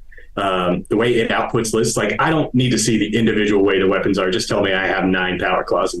I don't like the But because of I already That's made fine. something. Yeah. And I use a tablet to play, and I have my data cards on that because I print them to a page on a PDF, so it's easier to find the whole thing. I haven't used it a lot for gaming. It's a great reference tool, though, when I'm just sitting around at home wondering stuff or look it up quick. My only concern is, because that's kind of how I worked at the beginning of 8th with that app, was it was an okay reference tool. But as codexes came out and each army started getting locked in, I'm afraid that'll happen again, and that means the app will get less and less useful if you have to unlock it with codex codes, because now nobody buys every codex anymore. There's so many, and they're not cheap. And so losing that functionality, if the app maintains that, then any other critique I have is just minor user interface things that I would wish were better. I think 100% that's going to happen. Yeah, and that's I think unfortunate because 100%. it's really good for that. But Yeah. I think as they move away from indexes, that will absolutely happen. And it may even be that you need to be a subscriber of Warhammer Plus to get access. I don't know. But, that being the case, I've used it a lot lately. I really enjoy it for the list building aspect. I think there's some minor improvements that could happen to it, but it is far and away better than what they had previously. I think it's simplified. I'd like to be able to force a point list size too. Like, I want to build 750 point list, okay. Yeah. But now you just take 1,000 lists and then you just, I've been making a lot of 1,500 point lists, which I'm building towards a 2,000 point list, Right. and then just leaving 500 points out. But I think also your point about copying and renaming would be a huge benefit too. yeah, especially same thing. Like you have your collection. Here's 1,000 points. I want to take this same 1,000 points that I have painted and make that a 1,500 point list. Let me just copy that and now add what units I want to. It's super easy. Get to that. Software development is super easy. I don't know why everybody doesn't do it. It's like 3 lines of code. Let's go. I know how magnets work. Yeah, exactly. Precisely. Exactly. All right. So let's do this. We're going to take a short break. We're going to come back, and then Josh, you're going to lead the next segment, which is more discussion about various 10th edition, 10th 40K. edition stuff. All right. Surprise. All right. We'll be right back. All right. And we're back. And Josh, take it away. Yeah. So I've got a couple questions here, and I'm going to start with Carl for this one here, just because we've been hearing from the rest of us a lot here, and we all want to hear what Carl has to say. No, we don't. There's a comment saying new edition, new army. That's especially been true of recent years here. Do you feel the current clean slate of Index Hammer makes it easier to approach a new army versus a codex that has been out for a couple of years and, well established? And also, in addition to that, are you starting a new army right now or have plans for one in the near future? Okay. So first of all, yes, I think it does make it a lot easier. In particular, and though I sounded like I was negative towards it earlier in the show, the combat patrol is such a great introduction for people. Like, it's a great core way of starting your army, and I think that for people, especially now, just getting into 40K, like brilliant. And I think those combat patrol boxes are what the game needed a long time ago. So without a doubt, I think it's super easy to get in. I think it's super easy to do a new army at this point too. Am I going to do a new army? Well, sort of. I'm going back to an army. I even put up a poll earlier, that was, hey, of these armies, which one should I do? Boy, after seeing those Tyranid models, I wish people would voted Tyranids, but somebody also raised a good point with Tyranids being kind of the focus right now. You're going to see a lot of Tyranid armies out there. Yeah. So good point. Black Legion it is for me. That combat patrol of Tyranids and you're ready to go with the force. But like everything in my household, if I have to do one, I have to do two because my wife gets involved in everything, which is awesome and a detriment and costly. Oh, I got a new gaming computer. She gets a new gaming computer, so it's like everything costs twice as much, but it's also twice the fun. There you go. Yeah. So that's me. I wholeheartedly think more than ever, and it could just be my lot in life and my place at the moment, but I'm like, yes, I want a new army for this edition. Nice. As much as I love Thousand Sons.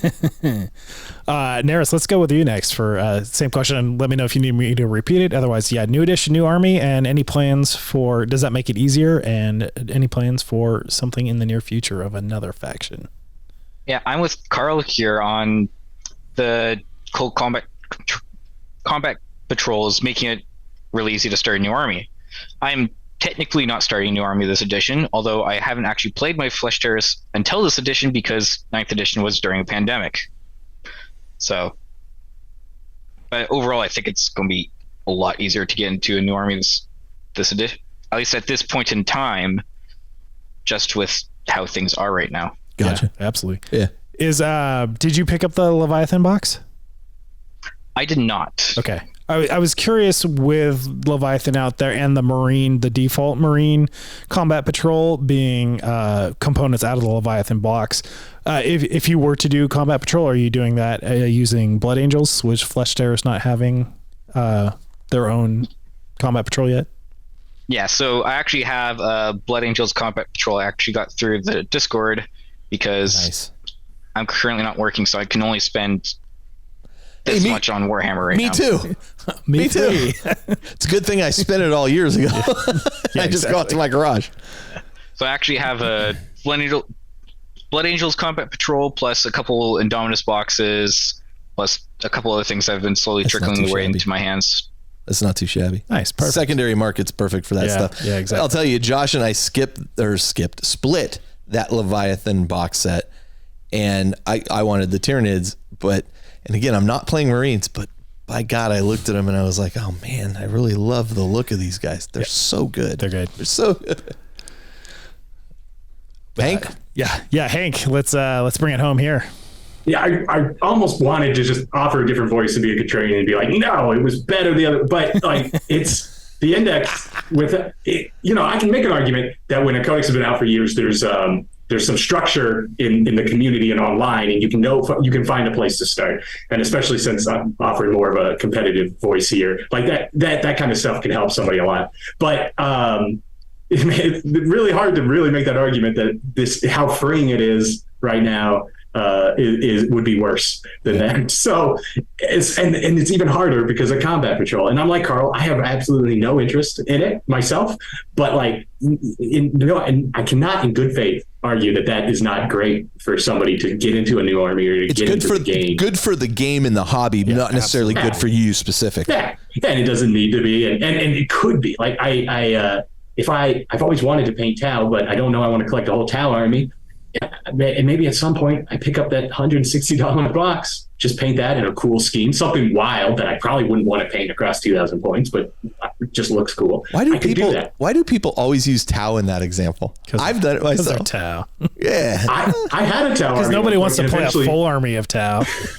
I eventually traded it all away for more orcs because I didn't know how to paint them. Because there's just something about that look, which I love. I think it looks so good, and I just can't wrap my mind around how I would want to do it. So that's why it's my example, because it's an army I had and got rid of because of that issue. No, fair. But yeah, it's great. And for me, like I've been saying, I play orcs. I'm going to continue playing orcs. Once my orcs are in a good spot, I'm collecting my sisters, and I don't anticipate playing a new army. In a way, as an answer to a different question, like I think I'm going to get into Horus Heresy at some point because I miss older style rules. So the new edition made me finally look at that. So in a way, maybe new army, but interesting for the 40K. No, I'm orcs hardcore. Interesting. Very Nice. cool. Cool. Yeah. For myself, I'm actually a little victim of our conversation last time, and that I've said since right before 10th edition drops, like I want to come back and I want to bring Eldar out again. I've had multiple Eldar armies over the years, starting with Epic, and then second edition, and then fifth edition had Eldar armies also. For me, it's time to bring them back, and starting with a combat patrol for the box, because it's just such a great jumping in point. I'm going to start with the Eldar combat patrol box, and am excited because it's a new edition, clean slate on that one, new way to start an army that's completely different from my Marines or my Necrons, something like that. I'm all in. It'll be just kind of slow and sure thing. And by the time a codex actually comes out, because I'm guessing that book is about a year out, I'll be able to have lots of options that are ready to go. So. Hank raised an interesting point about, it being established with the codex and stuff. When I first got into playing Chaos, I was playing Death Guard. Yep.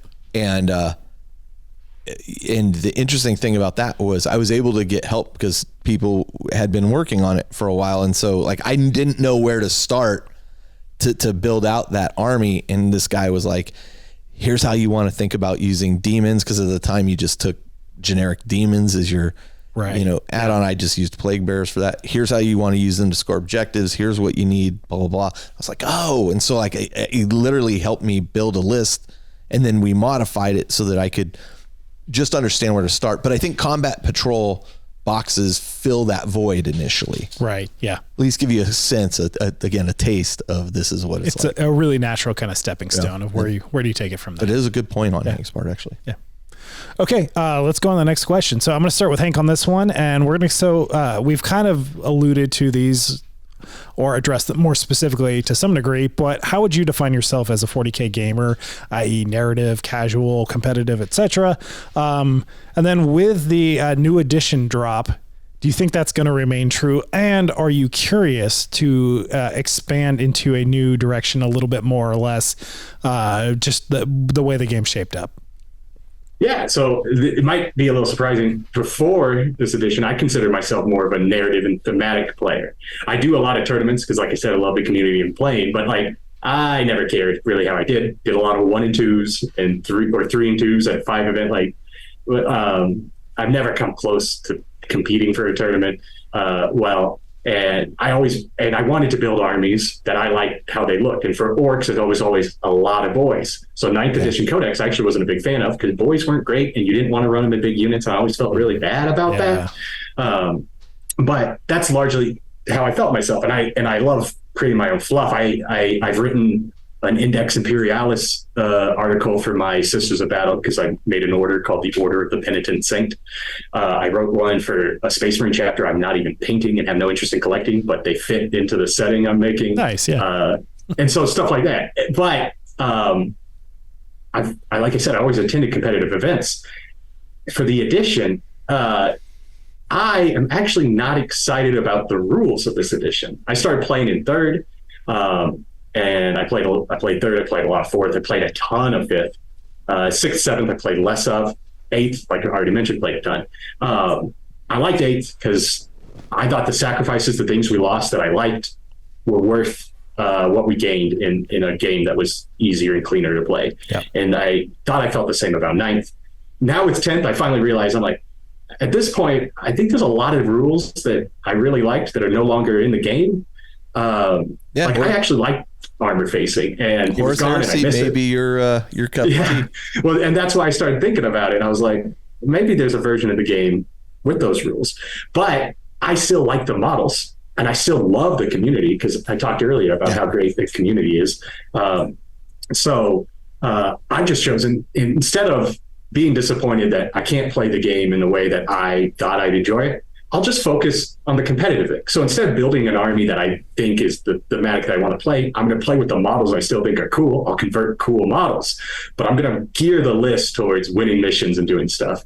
And I've won a best painted army at an event, which is less interesting because it was just there were only like 5 people with painted armies. So I won out of a small category. Almost by default.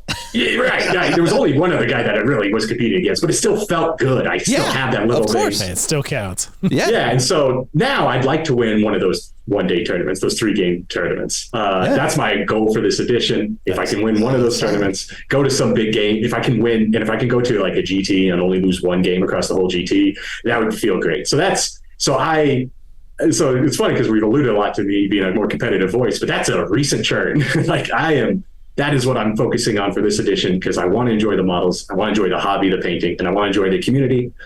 I'm approaching the game from a different way. I'm going to play the rules, I'm going to play them to win games, and I'm hoping that will be enough. And then I'm going to collect some Orcs Heresy and play that dumb game with all its complicated rules a couple of times a year. That's my goal. That's fascinating, actually. Yep. Sounds like a good goal. Yeah. Makes sense too. Winning's a theme. Yeah, winning is a theme. That's not what he said. Orcs never lose. Don't forget. Yeah, it's like corn. Corn always wins. Skulls were close. It was always the plan. Yeah, exactly. Neris, let's go with you next. How would you define yourself as a 40K gamer, again, category-wise? And does this edition, the new edition, have you kind of curious to blend those lines at all, try something new, go in a different direction with that? I definitely, up until this edition, would have called myself a very much casual, somewhat leaning narrative, but almost pretty hard set and casual. My list I ran for like my first year in the game was add mech with knights. So performed okay, but not great. Yeah, very thematic then. Yeah. This edition, though, I am wanting to lean a bit more competitive, but for me to do that, it's going to be pushing my local store to actually start hosting larger and larger events. But competitive is what I'm looking forward to, because I am interested in getting better at the game and actually trying to win games, which is not a very common occurrence for me. Sure. Yeah. Hey, welcome to the club. It's fun's being had. Does the clean slate of everything being indexes with still thematic and flavorful rules, but there's just, I guess, just less bloat at this point. Does that have more appeal for you as a wanting a competitive, curious player, I guess? Yes, actually, especially having basically 95% of your rolls on the index cards in front of you.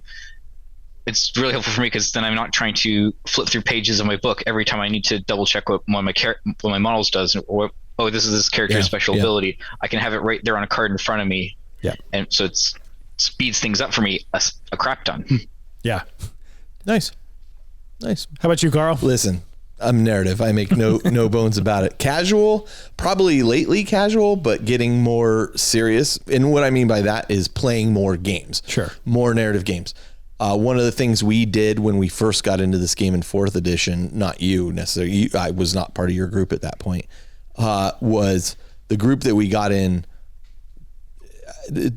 jumped in too far too quick, meaning we started running a campaign, and in the campaign, winners and losers mattered, and it was a map conquest campaign, and I love campaigns. I absolutely love campaigns. Not ready to jump into that yet. Yeah. Like, let's get a bunch of games under us. Yeah. Let's get the rules down. Let's figure out what works for us, what doesn't work for us.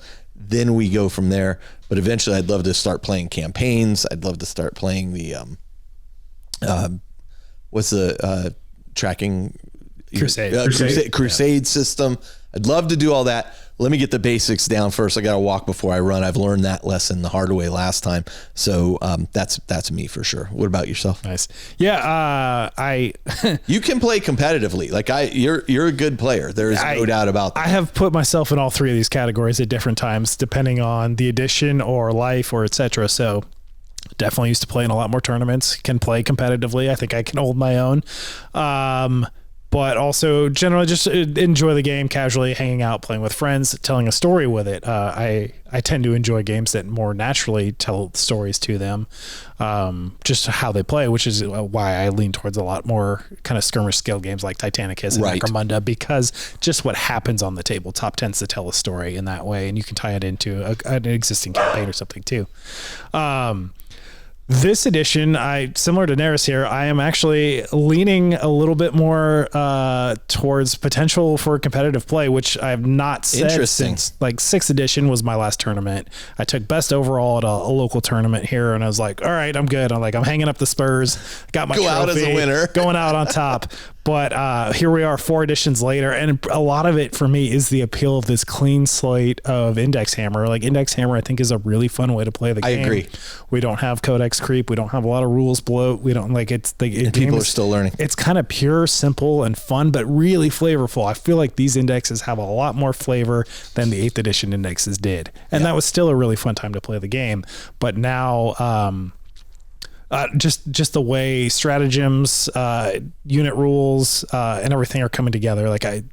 It just has me really excited to play the game. And for the first time in a really long time, I was like, maybe I do want to go to a tournament. Interesting. Maybe we will. Yeah. Maybe we may be down. Yeah. It'd be fun, if nothing else, a good way to play with a bunch of new people and try out different armies that aren't in the local pool. Josh, every winner needs a loser. So I'll go be your loser. Well, we'll just do some team games like we did for Adepticon Titanicus, and you can carry me across. You get the personality votes, and I get the games won. You're like Sam, and I'm Frodo in Lord of the Rings. You're like, you may, but I can carry you. Oh, beautiful. Okay, so next question. Let's start with you, Neris, on this one. Without having seen any codexes for this edition, what are the few must-haves that you want to see in these codexes once these books start releasing? Well, there's only really one that I'd actually have much to say about, which is the Blood Angels one. I knew this was coming. Hey, that's fair. Yeah.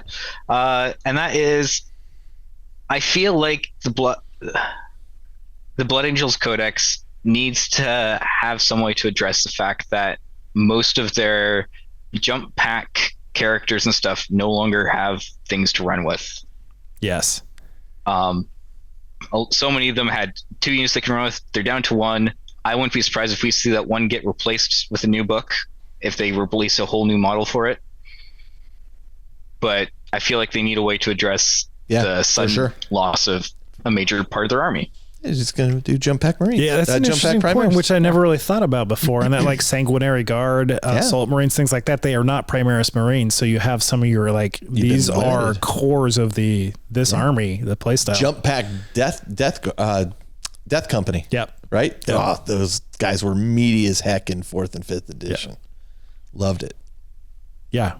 Yeah, good call. That's a great point. Yeah.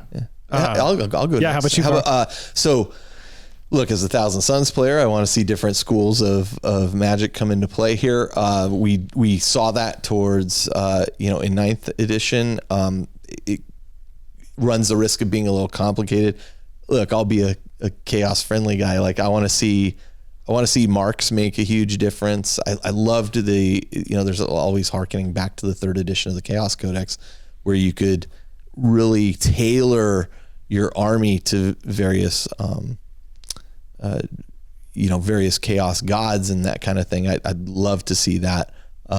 So for me, a must-have is for 1,000 Suns, a bunch of schools, but also I want to see the Chaos Codex be flexible to multi-god and single god support. Do you see the Chaos Codex, the generic Chaos Marine Codex, being the Black Legion book, really? Yeah. And then you're going to have World Eaters, Death Guard, Thousand Suns. Yeah. And I think you are.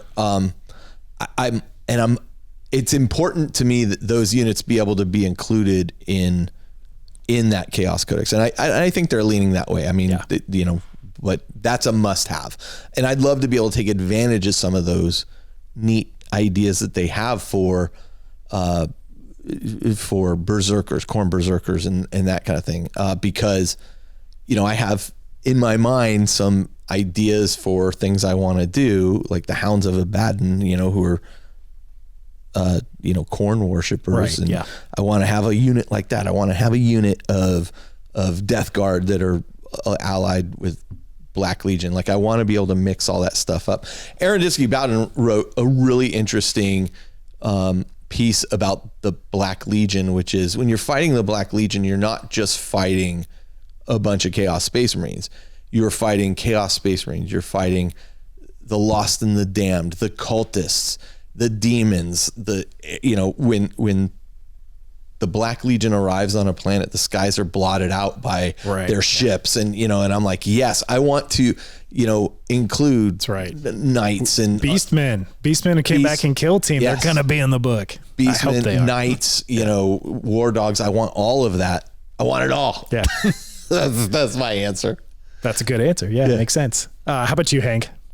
The thing I must have that I know will not happen is I want to see the rules still be available for free. Not going to happen. That's what I would love. One thing I think is so cool, because since they're going with this plug and play style of extra special rules where your detachment, if you don't choose that detachment, you're getting a different set of things. Mm-hmm. That allows them to do more stuff and focus on, not focus, diversify. To go to the Blood Angels with Neris and what they said about how we don't have enough jump pack Marines. When I started collecting Blood Angels, there were jump pack Marines, but another part of their identity was overcharged rhinos. Right. That's right. That's right. And that has basically faded from gameplay. That's right, because they were super fast. Like every vehicle they had was super Rhinos fast. And ball predators, if I remember. Yeah. They were the only ones that got ball predators initially. Also. I'm too young to remember those. Oh man, those were the days. Those were those guys were fast. you would actually usually only have like just your Death Company where the Jump Pack Marines. You might take some Assault Marines, but like a lot, like in a 3rd or 4th edition Blood Angel army was actually a bunch of dudes inside rhinos. Right. And so, and that's just basically faded as the rules. That's right. 8th edition, maybe early. It's been a while. But at least in 8th edition faded, forward. It faded after. It faded in 6th edition. Yeah. I think it's similar to how each of the Chaos Gods kind of have their own book and that flavor, like each of the Marine chapters outside of your core Marines, so like Blood Angels, Space Wolves, White Scars, etc., have all really kind of leaned into that one thing that they really do. Yeah. It's like, and so that'll be cool when because they did show us that a Dark Angels Codex is coming. So it's safe to assume all the chapters are going to get the big chapters, you get their own book. You're going to get different detachments, and that's going to diversify what you can do. Dark Angels, it's easy. Obviously, they were going to get Deathwing, they were going to get Ravenwing. But I'm hopeful for like Blood Angels, again, even though I'm no longer collecting them, just in my heart, I'm hopeful that they'll get one that's, they'll have a Flesh Tears one for sure, or maybe an Angel Sanguine one, but like maybe a Rhino one that you don't have to be reliant on jump packs. And that is something I'm excited about, is seeing more, because they freed themselves from not having to worry about rules below by saying, whatever special rules we give you, you're losing, you're trading out other things for. It means we can now, if you like, as an Orc player, if you want a Cult of Speed, then you very specifically have this, but if you want a Dreadwall, so that's what I'm hoping to see, is that I want to see a codex. I want it to just be full of detachments, and they don't all have to be good. But if they're just so flavorful, that's what I want to see. You know what? Hank Bell bringing the heat, man. That is a really good answer. I'm in a similar. I want to go back to his answer. I like his answer. My answer to this is ditto to Hank. And that, very similar. Like I want to see a lot of detachment options that give you, like, maybe it's just that one rule that makes a difference, but how that rule interacts with everything in that army, because you only get one detachment rule, right? So. I think that's what I was talking about to a degree with the Thousand Sons and the Schools of Magic. They made such a difference, I think, and created a lot of variety. One of the problems with that was, as Hank alluded to, they don't have to all be balanced. Well, yeah, but there were really two schools that everybody would take, really. Right. Because they were just, they leaned towards more powerful. Yeah. So I think it's interesting. And a couple of things, like being a Marine player or a Necron player, like I would love to see Dynasty rules or chapter taxes or things like that just give you a little bit more flavor to the same units that are out there. Like I don't need different rules for every single model out there, but just that one little thing that I'm going to be surprised if that doesn't happen. I'm going to be surprised if that doesn't happen. I agree. I don't know if it happened to the degree that, man, I forgot about Blood Angels having fast rhinos and stuff. That was so cool. Yep. I don't know. A bunch of red rhinos. Yeah, exactly. Yeah. That's a great. Red ones go faster. That's a great. Everyone knows answer. this. Yeah, look, it just led me to eventually. It was always meant to be. You were always meant to be an orc. Yeah. Okay, so next question up here is list building. Last question. Yeah. Final question. All right. Final Jeopardy. List building has been a little polarizing for some people, partially because it's just the points. There's not options on there. It's kind of like power level, but it's using points. But then you also, because it's a mix between points and power level, you get some weird points gaps where maybe you're 50, 100 points down. Maybe it's like that 60 point window that Marines especially, like it's hard to fill that gap. So how are you guys finding the actual building process? And let's start with Hank on this one. The list building process. And then the follow-up to that is, how about just the actual force organization chart being kind of like thrown out the window, and it's just really open. Now you need your character, no more than 3 of anything, and max of 6 when it comes to battle line or dedicated transports. Just curious to see thoughts on these.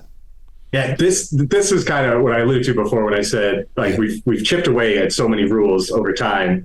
This was the thing that finally, because I was getting excited for 10th, and then when this wasn't quite revealed, just when they showed us the rules and we pieced together that, all these units are in set sizes and you buy them in set sizes and there's no war gear costs. That was the final point where I suddenly realized, I think I've given up too many of the rules I thought were interesting. There's been a ship of Theseus, except for instead of a ship, it's now a train. And that's kind of, so like, I was really bummed. And that's kind of what led me to being like, well, if I just refocus how I think about the game. So to answer that question, no, I don't like it. It is power level. It's just multiplied by a different number there's little things. I'm not heartbroken that I might end up with a 1980 list. I know some people really feel strongly that they want to hit it on the dot. That part doesn't bother me. But it's just the inability to choose things, to make decisions, because some of them feel like they're made for me.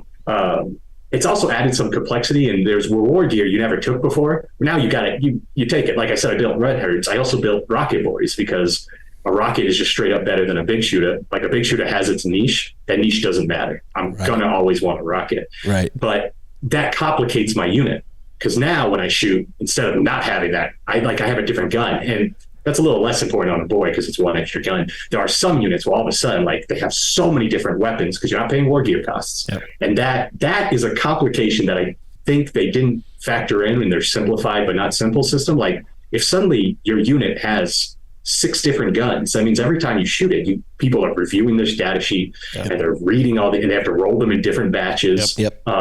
Yep. And that's something. It slows it down.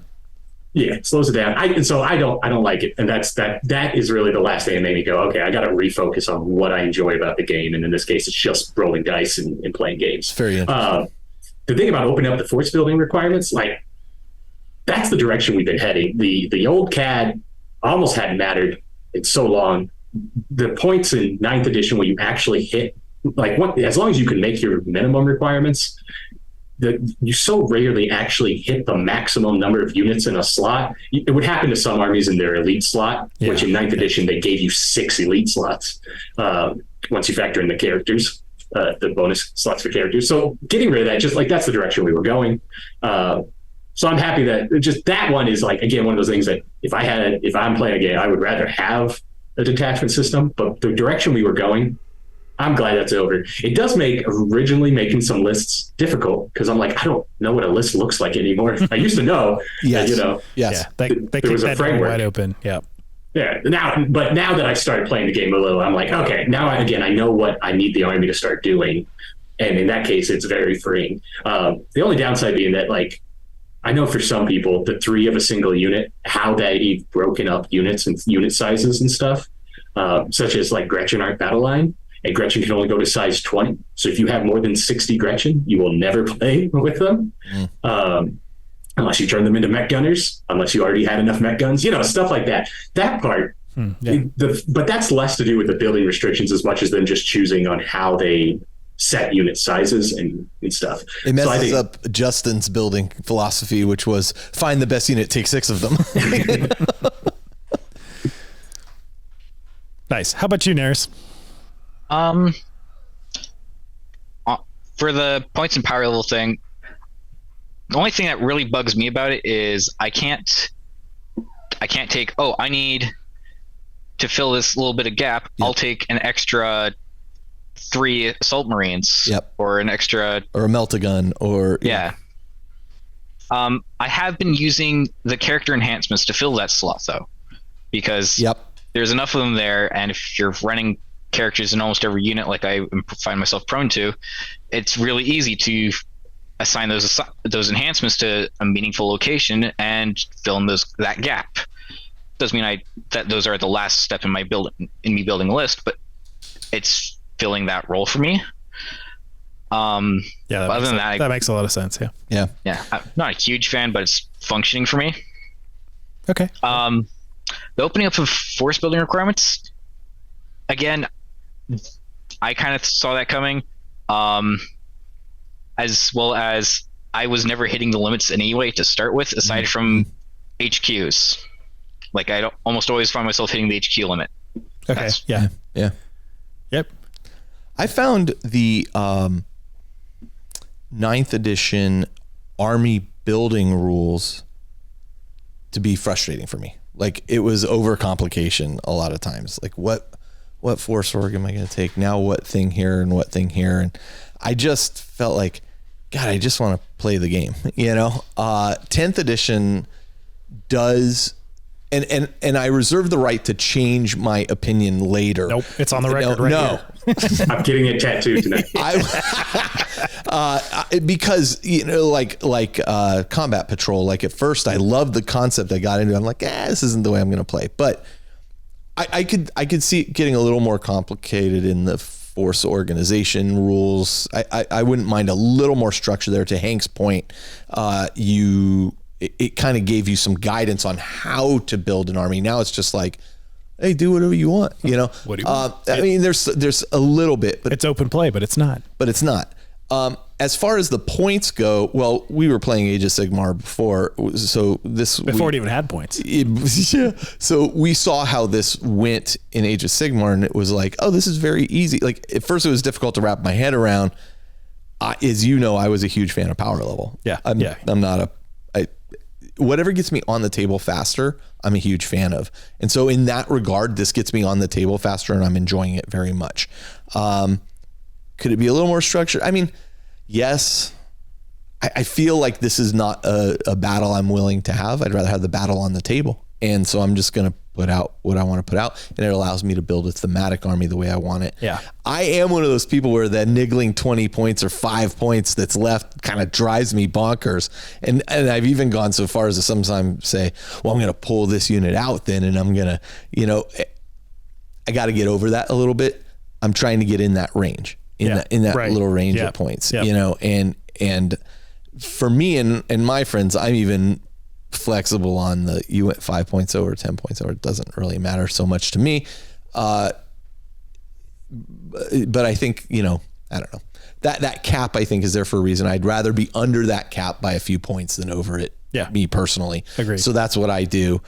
And I just have to say, am I willing to give up those 10 points because again, those 10 points don't matter as much as they used to. Right. That's the concept that it's hard to get. They really don't now. Yeah. Yeah. I mean, because, I take all these guys and I can have I can have a power fist, and I can have a bunch of power fists, and I can, it doesn't matter. It's kind of all factored in. I do think it'll tend to lean towards people making units kind of the samey for a lot of times, Yeah. As Mathematically, there are better options. As Hank said, the rocket launcher is clearly a better option here. Why would I not take the rocket launcher? Yeah, you're going to take the rocket launcher. The question then becomes, why do they make this other gun on the sprue? Yeah. So, but we've seen that even with points editions. We've seen that. Geez Louise, look at how many Havoc boxes I bought because Havocs, is that the heavy? Yeah. Because that heavy rotor gun was that's such a cool model. It is. I don't care what the rules do. It's the best looking model. but I mean, when we were building Shell's Night Lords, I was like, oh look, I have 3 Havoc boxes. Oh look, only 1 Marine is missing from each of these 3 Havoc boxes. Huh. Because that was the only way to get it. You had to buy a whole box for that one thing. Yeah. And so, I mean, look, I think this happens regardless. Play what you want to play. And I think this gets me on the table faster. Yep. Yeah. I think that's me. a great point. That's me. Yeah. I'll just do a quick summary for myself in that similarly, I like that you can build a thematic list very quickly. I've always personally enjoyed the list building aspect and the tinkering and things like that.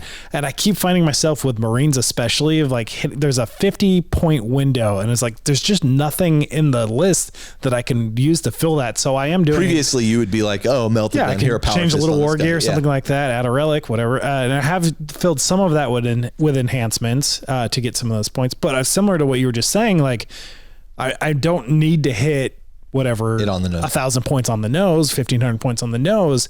But if I've got this 50 point block, then I'm like, okay, now I'm dropping a unit to get something else in there to try and, we've spent years being trained to think that way. Yeah, exactly. To squeeze every bit of juice out of the grape. I've been playing since 2nd edition, so I've got a lot of that habit a lot built of grapes in to here. squeeze. I've crushed a lot of grapes with these toes. Made a lot of wine.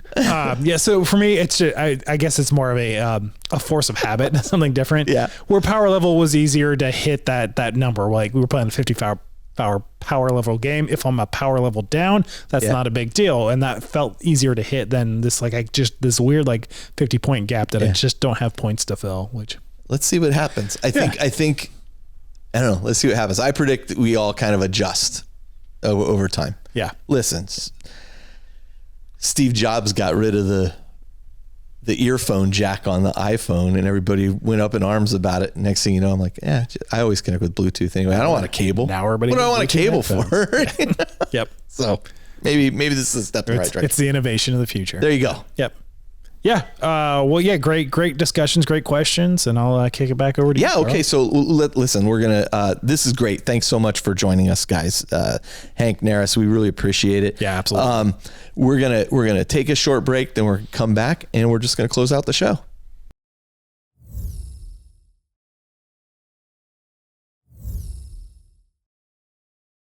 All right.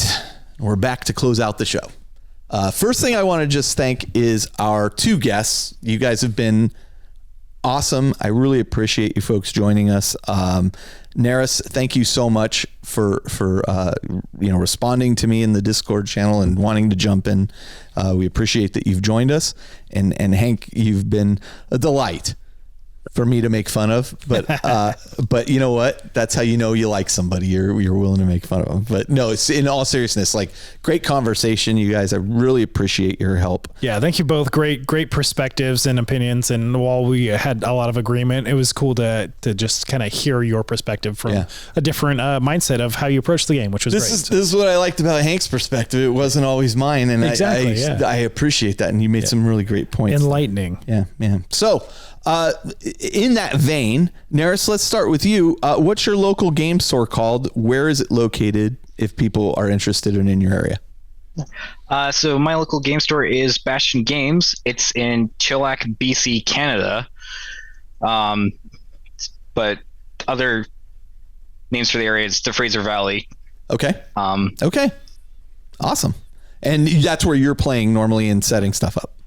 Yeah, that's where I'm playing normally, and I'm also somewhat working with them to actually try to get semi-regular wargaming nights going on. That's awesome. It always takes one person just to drive it, and then it gets going. So. And best of luck building your whether it's a league or a competitive scene or whatever there that you had alluded to earlier. Like hopefully that happens for you. So and hopefully if any listeners are in the area here, reach out. Yeah, for sure. Check out the store. All right. And Hank, what about you? You already said your game store once, but give it again. Well, so there's a bunch of them, and the closest one is Imperial Outpost, which I love. But I also want to give a special shout out. I'm wearing their shirt. This is for Gamers Guild in Tempe, and one reason I want to point them out is one, it's a huge store. It's a massive store. It's insane. It is a passion project from the group of owners. They have themselves a code of conduct they enforce, and what I love about it is it's such an inclusive store and community that me in all my position of privilege just feel so great for the people that they actively combat what can be harsh toxicities that permeate a lot of gaming communities. And Gamers Guild, besides just being an amazing store with so much stuff and running tons of events, the fact that they are such a lovely group of people that are so active and making a good, safe place to play. If you ever find yourself in the Valley of the Sun, see if you can't swing by Gamers Guild. Because listen, you can count on it if I make my way down there. Yeah. Absolutely. And I'll reach out in the winter. And I'll reach out. Yeah, well, obviously, duh. But I will reach out here. But I'll reach out. Yeah, I won't come in the winter up there. But I'll reach out to you in advance when that happens. So that sounds like an amazing environment that you're in. So great stuff. Josh, you got anything else you want to throw out there? We got YouTube videos going. Yeah. Oh, really? Yeah. Check out the YouTube channel. I mean, especially now that I'm leaving my job, we're looking at creating more video content as well that will be exclusive to that. And then eventually some stuff that's going to be exclusive to our Patreon. So now that I'm going to have the time, Josh and I are going to sit down and hammer all this stuff out. If you listen, wherever you're listening to us or wherever you're watching us, please do leave a review, give us a thumbs up, the whole shenanigans there. It does help everybody else see it. We got a great, fantastic Facebook group. We got a Discord channel that you can join. So yeah, it's all good stuff. It's a great community of people. Yeah, absolutely. And as I think I said last episode still, but and growing, like it's reactivating in a lot of ways with 10th edition, with the show coming back. Oh yeah. Like just a very consistent getting back on the train. Yeah, addition of people joining up the community. Yeah. Getting back on. Oh, and speaking of trains, that's one thing I did want to call out was earlier Hank's mention of a ship of Theseus being a train. Nice job working that in. I have actually recently talked about the ship of Theseus with my wife, trying to explain the concept, the philosophical concept behind it. If you don't know what it is, well, go look it up. It's kind of quite interesting. So with that said, I think we'll just close out the show at this point. So this is Carl. This is Josh. This is Hank. And this is Naris. And we're coming to you from the Astronomicon, where Our objective, as it has always been, is to make you feel like a part of our gaming group. And a new edition can really be that reset we've all been wanting. And the rules may be different, but WoW never changes.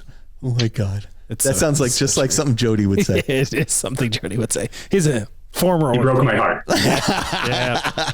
All right. Thank you guys so much.